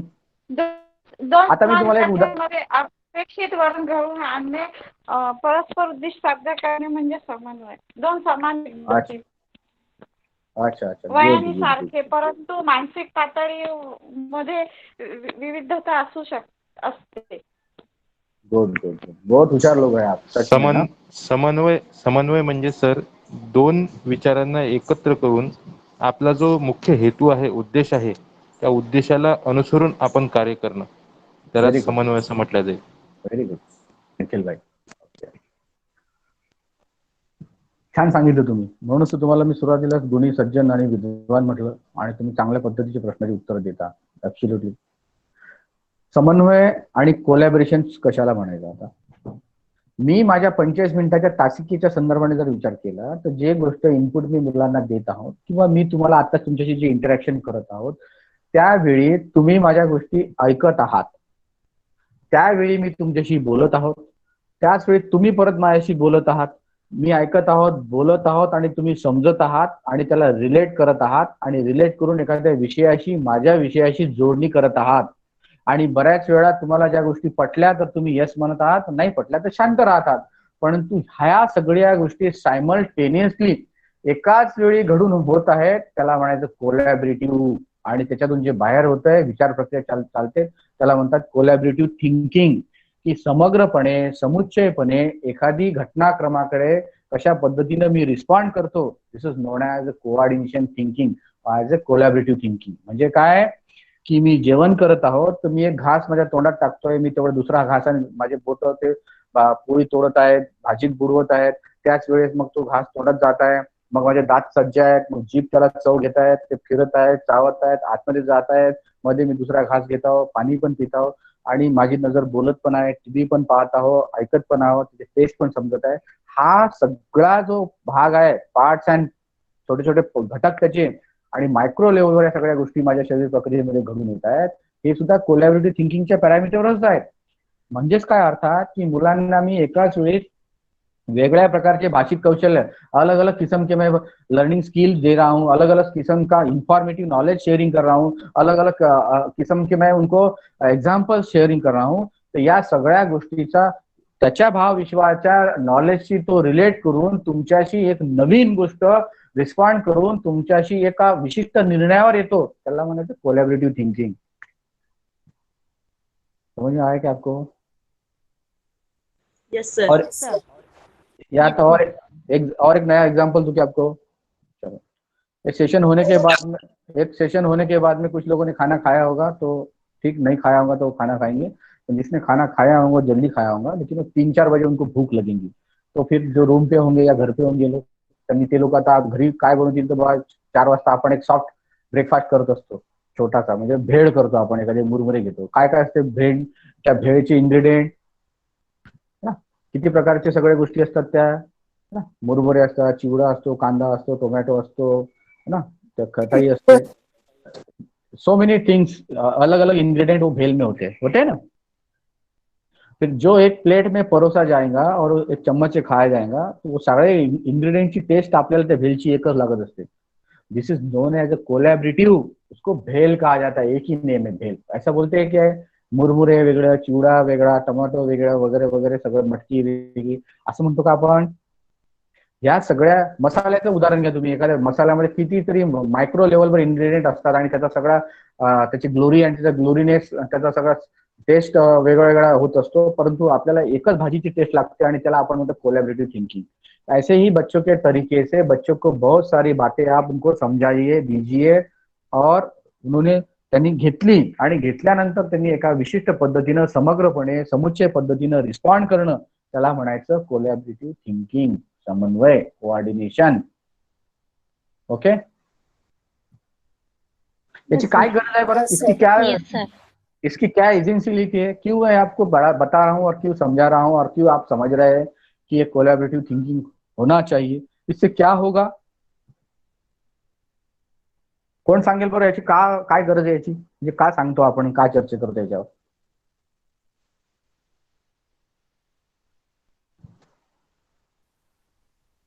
सोचो, बताओ. बच्चों में कोलैबोरेटिव थिंकिंग क्यों डेवलप करना है? सीधी सीधी बात. समन्वय इसके लिए जरूरी है. अगर अपन उसको हिंदी में पढ़ा रहे तो उसको खाली लेसन पढ़ा के बता दिया, उसके साथ में उसको व्याकरण मतलब ये लिंग ये सब भी बताना जरूरी है, नहीं तो एक ही साइड का उसको नॉलेज मिलेगा. Exactly, very good. इसलिए समन्वय जरूरी है. समन्वय जरूरी है. तो समन्वय के लिए उसके अलग अलग पैरामीटर्स भी होना चाहिए. आपली जी मूल्यमापन पद्धति है उस पर चर्चा अगले सेशन में करने वाली है आपण, हमारे दोस्त राठोड सर. मूल्यमापनाच्या सत्रामध्ये आपण सीसीचं मूल्यमापन घेतो, सातत्यपूर्ण सर्वकष मूल्यमापन. जेव्हा मूल्यमापन हे सातत्यपूर्ण आणि सर्वकष करायचं असते त्यावेळी सुद्धा आपल्याला मुलांमध्ये इनपुटच्या लेवलवर सुद्धा आपल्याला सर्वकष पद्धतीने विचार करावा लागेल आणि आउटपुटच्या संदर्भाने विद्यार्थ्यांनी सुद्धा सर्वकष पद्धतीने रिस्पॉन्ड करावं लागेल. यासाठी आपल्याला कोलॅबोरेटिव्ह थिंकिंगची गरज आहे की नाही. आता या पॅन्डेमिकच्या काळामध्ये आपल्याला कोणाला वाटत होतं का की इतकं टेक्नॉलॉजी आपण होऊ, आपल्याला इतक्या मोबाईलच्या संदर्भाने एवढ्या गोष्टी सगळ्या मिळतील आणि आपण ते हाताळू आणि आपण एकमेकांशी इंटरॅक्शन करू. परंतु ही जी आहे ही एक प्रकारची कोलॅबोरेटिव्ह थिंकिंग आहे की या पद्धतीनं आपण आपल्या घर बसल्या आपण सगळ्या पद्धतीची चर्चा घडून आणत आहोत आणि एकमेकाशी रिस्पॉन्ड करत आहोत. ओके. नेक्स्ट आहे समस्या निराकरण, प्रॉब्लेम सॉल्व्हिंग. जी गोष्ट मी मुलांना शिकवतो सांगतो त्या गोष्टीचं अप्लिकेबल नॉलेजवर मुलांनी त्याच्या जीवनामध्ये त्याच्या नेहमीच्या रोजमर्रा की प्रैक्टिसेस में उसका किस तरह से अप्लाइड नॉलेज करना चाहिए, उस नॉलेज की कैसे शेअरिंग और आउटपुट के टर्म्स कैसे आगे आगे बढ़ना चाहिए, त्यासाठी ज्या गोष्टी आम्ही त्याला करून देतो त्याला म्हणतात प्रॉब्लेम सॉल्व्हिंग. त्या गोष्टींचं मुलांनी उपयोगिता मूल्य सिद्ध केलं पाहिजे. मुलांना आलेल्या छोट्या मोठ्या सगळ्या समस्या मुलांना त्याच्या स्तरावर सॉल्व्ह करता आल्या पाहिजे. ते प्रॉब्लेम सॉल्व्हिंगचं स्किल दैनंदिन अध्यापनाच्या आणि ठरवून दिलेल्या पाठ्यघटकातून आणि आशयाच्या विषयाच्या मदतीने त्याला आपण वृद्धिंगत करून दिलं पाहिजे. उसको कोई अलग से नया टॉपिक लेके नहीं पढ़ाने वाले हैं कि चलो मैं आज को आपको समस्या निराकरण के स्किल पढ़ाने जा रहा हूँ. ऐसा होगा क्या? नहीं. त्या वेळी जसं जसं अध्ययन अनुभव लर्निंग एक्सपिरियन्स शेअर होतो त्या लर्निंग एक्सपिरियन्सच्या अगेन्स्ट मध्ये आपल्याला ते प्रॉब्लेम सॉल्व्हिंग किंवा सगळे स्किल जे आहेत ते इनबिल्डपणे मुलांना आपल्याला डेव्हलप करणं आवश्यक राहील आणि त्याच्यानंतरच आपण त्याच्यामध्ये काम करायला सुरुवात करू. ओके. समझ रहे हैं आप सब लोग? Yes sir. Yes sir. Okay, आगे जाएंगे. Yes sir. निखिल भाई आगे जाएंगे. अभी आपको ये सब बातें बताने के बाद में अध्ययन निष्पत्ती कुठे असतात, अध्ययन निष्पत्ती काय आवश्यकता आहे आणि अध्ययन निष्पत्ती म्हणजे काय, अध्ययन निष्पत्ती कशाला आणि पाठ्यघटकाच्या वेळी शिकवण्याच्या वेळी अध्ययन प्रक्रियेमध्ये कशा पद्धतीने काम करतात यावर चर्चा करत असताना आपण नेमकं जेव्हा मुलांना शिकवायचा प्रयत्न करत असतो तर त्याच्यात तुम्हाला एक छोटासा शेअर केलेला आहे तो नमुना की अध्ययन निष्पत्तीवर आधारित असलेला पाठ तासन कशा पद्धतीने करत असतात ते तुम्हाला करायचं आहे. पुढील आता तुम्हाला जेव्हा तुमचे पाठ प्रॅक्टिसेस होईल मला मॅडम सांगतीलच की या अशा अध्ययन निष्पत्ती कशा पद्धतीने आयडेंटिफाय करायच्या आणि अध्ययन निष्पत्तीचं पाठ नियोजनामध्ये कशा पद्धतीनं डेव्हलपिंग करायचं. तर पहिला आहे तासिका की कुठल्या कोणत्या पिरियड कोणत्या तासिकेमध्ये तुम्हाला कोणत्या तासिकेत करायचं आहे, किती तासिका घ्यायच्या आहेत, कुठल्या विषयाचं नाव, पाठ्यघटकाचं नाव, उपघटकाचं नाव, त्याच्यानंतर त्या पाठ्यघटकात आलेल्या अध्ययन निष्पत्ती आयडेंटिफाय करायच्या. आयडेंटिफाय करण्यासाठी तुम्हाला त्या बघावं लागतील की सुरुवातीच्या ही अध्ययन निष्पत्ती या इयत्तेची या क्षमता आहेत आणि याच्या अनुसार याचा पाठ्यघटक हा त्याच्याशी रिलेट करतो. त्यानंतर हीच अध्ययन निष्पत्तीला तुम्ही आयडेंटिफाय आणि ओळखल्यानंतर आणि त्याच्यावर काम केल्यानंतर ही पुढे कशी न्यायची, त्याच्यावर काय प्रोसेस आणि प्रक्रिया करायची, या अध्ययन निष्पत्तीला या धड्या आणि कवितेचा आधार घेऊन मुलांना कशा पद्धतीने डेव्हलप करायची उसको इस तरह से प्रोसेस में इनबिल्ड करेंगे वो उसको लिखना जरूरी है. नंतर आहे TLM टीचिंग लर्निंग मटेरियल की अशा पद्धतीचा आशय घटक अध्ययन निष्पत्तीच्या अनुरूप पुढे पुढे नेत असताना मला कुठल्या शैक्षणिक साधनांचा दृश्य स्वरूपात मुलांमध्ये मला दाखवावे लागतील, वापरावे लागतील आणि त्याच्यावर काम करावं लागेल त्याचं सुद्धा मेन्शनिंग करणं आपल्याला याच्यात शेवटच्या घटकामध्ये आवश्यक आहे. ओके. तर त्या 45 मिनिटाच्या तासिकेचं आपल्याला या पद्धतीने आपण स्क्रिप्ट रायटिंग करून नंतर आपल्याला त्याची मांडणी करायची आहे. नेक्स्ट.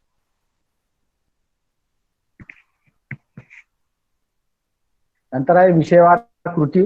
तुम्हाला आता नंतर त्याचे प्रॅक्टिसेस मॅडम सांगतीलच तुम्हाला की प्रत्येक विषयाच्या अनुषंगानं त्या अध्ययन निष्पत्ती कशा पद्धतीनं आयडेंटिफाय करायच्या आणि त्या अध्ययन निष्पत्तीच्या अनुरूप कशा कृती त्याच्यामध्ये दिलेल्या आहेत. त्याला कृती कशी आहे, लर्निंग आउटकम्स किसे कहा जाता है, लर्निंग आउटकम्स की एक्टिविटी उस टेक्स्ट बुक में क्या दी है और त्याच्यासाठी तुम्हाला काय लर्निंग एक्सपिरियन्स शेअर करना पड़ता है और उसके लिए आप क्या प्रॅक्टिसेस दे सकते हैं, प्रॅक्टिस एक्सरसाइज काय असू शकते, सराव प्रश्न निर्मिती काय असू शकते, हे सगळं तुम्हाला त्या पाठ्यघटक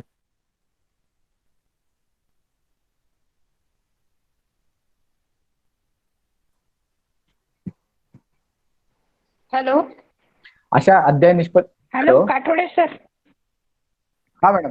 हा संपलं का? हा बोल. एक शेवटचे 5 मिनिटं मॅडम. संपलं. अच्छा अच्छा. हा नाही घ्या तुम्ही मला नाही संपलं नाही मॅडम. सुरू ठेवा. चालेल ना. एक 5 ते 10 मिनिट शेवटचे. हो हो हो ठीक आहे ना सर चालेल. Okay thank you madam. हाँ निखिल भाई आगे लीजिए, पुढची स्लाइड दाखव निखिल सर. ओके. या अध्ययन निष्पत्ती मुलांना लर्निंग एक्सपिरियंस शेअर केला, किस तरह का अध्ययन अनुभव तुम्ही असले गेले पाहिजेत की ज्या पहिल्या चित्रामध्ये तुम्हाला दिसलेलं आहे एक चित्र दिलेलं आहे की पारंपरिक पद्धतीनं आपण मुलांना काय गोष्टी सांगत होतो आणि आता नवीन पद्धतीनं आपल्याकडे मुलं कुठल्या टप्प्यातले आहेत आणि आपल्याला आपल्या शिकण्या आणि शिकवण्याची पद्धती कशी बदलावी लागेल की जेणेकरून मुलांचा शिकण्याचा क्रम आणि शिकण्याची अध्ययन स्थिती सुद्धा बदललेली आहे. त्यामुळे आपल्याला आपल्या आता परंपरागत पद्धतीने सोडून मुलांच्या नवीन पद्धतीने मुलांना हाताळावं लागेल आणि त्यांच्या आशय विषय आणि त्यांचं भावविश्व समजून आपल्याला त्या गोष्टीचं इनपुट त्यांना मुलांना द्यावं लागेल. ते पहिल्या चित्रामध्ये तुम्हाला दिसत असेल, बरोबर. नंतर आहे दुसरा आहे लेव्हल बेस्ड लर्निंग की मुलांची लेव्हल आयडेंटिफाय करणे की मुलांचा कुठल्या अध्ययन स्तरावर कुठला विद्यार्थी आहे आणि याला कुठल्या पद्धतीचं इनपुट आवश्यक आहे. आणि हॅलो स्नेहा मॅडम, काही बोलायचं का आपल्याला? हा, तर असं या गोष्टीतून आपल्याला आहे की असा समतामूलक समानतेचा मूलक आपल्याला विचार करून या दोन्ही चित्रामधून अध्ययन निष्पत्तीच्या अनुरूप आपल्याला वर्गांतर प्रक्रियेमध्ये मग ते दिव्यांग मुलं असतील, मुली असतील, है ना, डिसेबल चिल्ड्रन असतील, आउट ऑफ स्कूल चिल्ड्रन असेल किंवा अर्ली लिटरसीमध्ये फर्स्ट जनरेशनची मुलं असतील, या सगळ्यांच्या संदर्भाने आपल्याला सारखा विचार न करता प्रत्येकाला वेगवेगळ्या धाटणीतलं त्यांना वेगवेगळे इनपुट या अध्ययन निष्पत्तीच्या अनुरूप आपल्याला अध्ययन अनुभव शेअर करावे लागतील आणि तशा पद्धतीचं आपल्याला स्कूलिंग प्रॅक्टिसेस करावे लागतील. नेक्स्ट,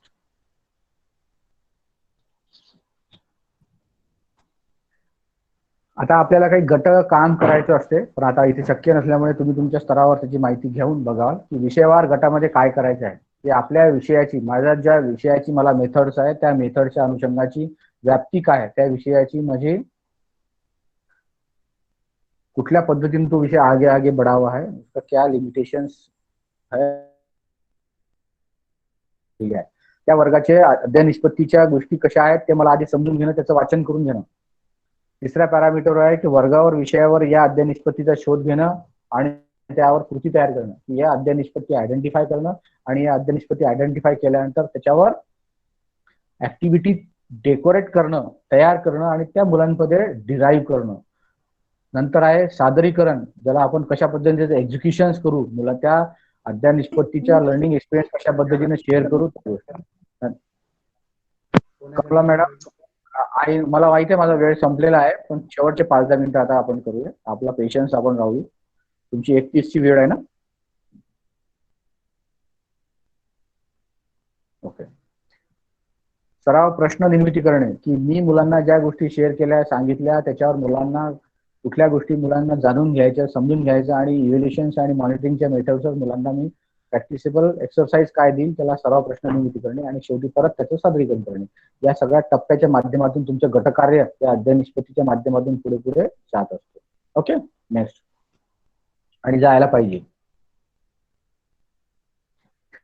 गटचर्चा आहे की पहिला आपण नेहमीच्या पद्धतीने आम्ही जेव्हा कॉलेजमध्ये असतो तेव्हा आपले असे 6 गट तयार करतो आणि 6 गटामध्ये मुलांची विभागणी करून त्यांना एक एक गटामध्ये चर्चा करायला लावतो आणि पहिल्या चर्चेमध्ये मुद्दे असतात सगळे की पाठ्यपुस्तकातील घटक नाही, अध्ययन निष्पत्तीचा शोध घेणे. कोण वाचते काय? तुम्हाला दिसतं सगळ्यांना? हो सर, वाचू का? वाचा, एक जण कोणी पण वाचा. गटचर्चा पहिला पॉइंट आहे पाठ्यपुस्तकातील घटक निहाय अध्ययन निष्पत्तीचा शोध घेणे. सेकंड आहे प्रश्नपत्रिका विश्लेषण अध्ययन निष्पत्ती निहाय व क्षेत्र निहाय. थर्ड पॉइंट आहे अध्ययन निष्पत्ती वर आधारित अध्ययन अनुभव तयार करणे. 4 नंबरचा पॉइंट आहे अध्ययन निष्पत्तीवर आधारित अध्ययन अनुभव तयार करणे, NAS. 5वा पॉइंट आहे अध्ययन निष्पत्तीची व्याख्या. हॅलो, यस, हा वाचा वाचा. 6वा पॉइंट आहे अध्ययन निष्पत्तीवर आधारित संकलित चाचणी करिता सराव प्रश्न निर्मिती करणे. ओके, सगळं समजलं तुम्हाला वाचलेलं की नाही? त्यातला एक पार्ट फक्त मी तिला थांबणार होतो की जो नॅस लिहिलेला आहे चौथ्यामध्ये की अध्ययन निष्पत्तीवर आधारित अध्ययन अनुभव तयार करणे, NAS म्हणून. या नॅसचा लॉंग फॉर्म आहे national achievement survey. National achievement survey, राष्ट्रीय संपादनूक सर्वेक्षण की अशा आपल्या राष्ट्रातील मुलांची इयत्तेची विषयाची स्थिती काय आहे, असं आपण या नॅसच्या सर्वेच्या अनुषंगानं दर 3 वर्षांनी करत असतो की त्या देशाच्या मुलांची, राज्याच्या, जिल्ह्याच्या आणि एकंदरीत त्या विषयाची इयत्तेची काय स्थिती आहे, तो नॅसचा सर्वे करत असतो. आणि हा नॅसचा सर्वे या अध्ययन निष्पत्तीच्या कृतीवर अवलंबून असतो, म्हणून आपण मुलांना त्या पद्धतीने इनपुट देणं आवश्यक आहे. Okay, next.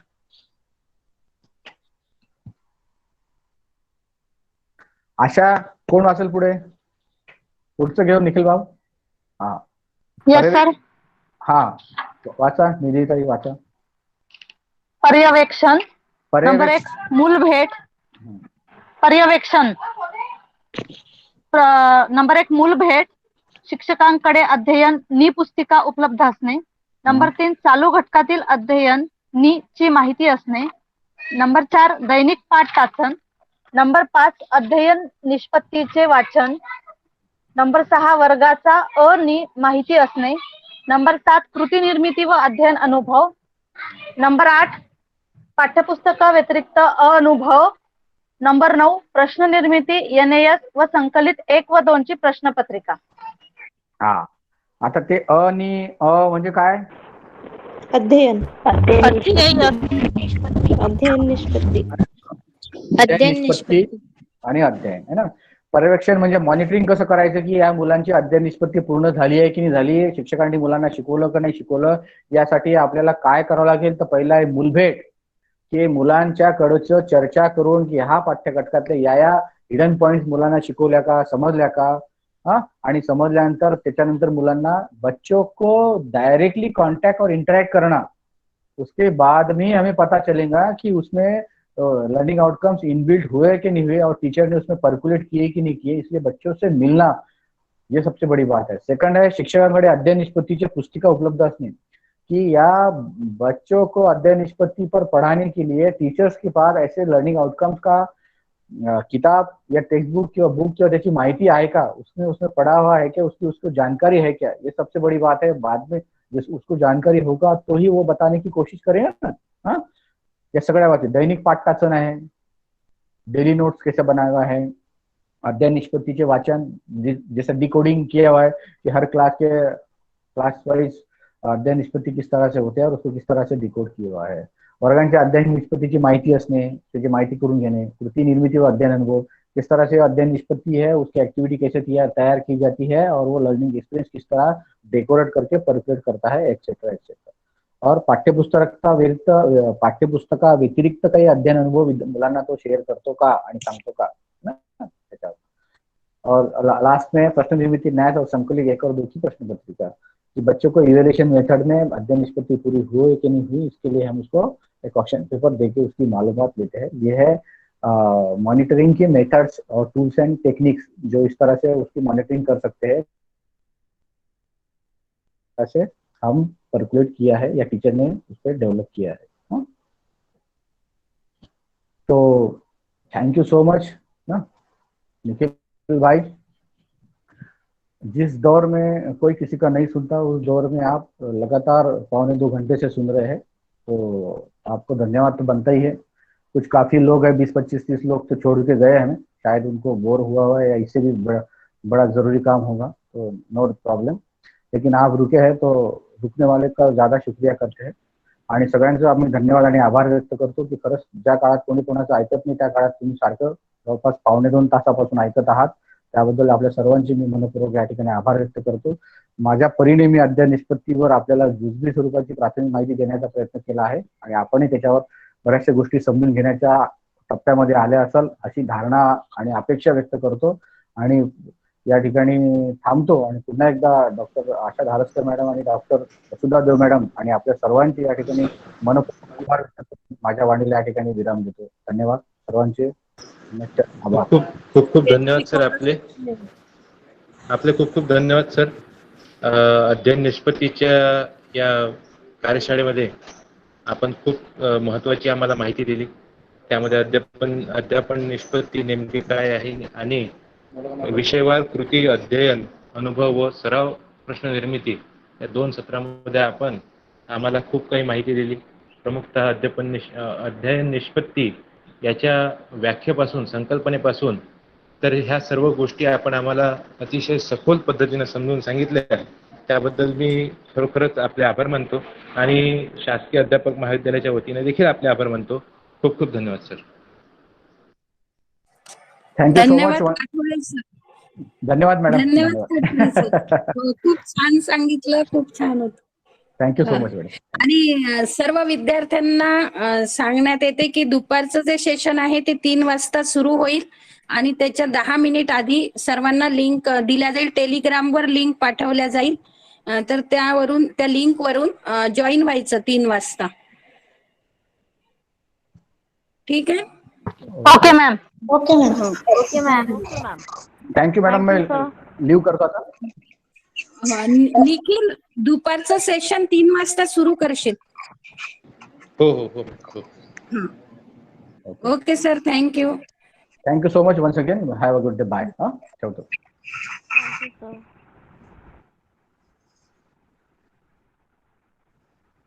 Thank you sir.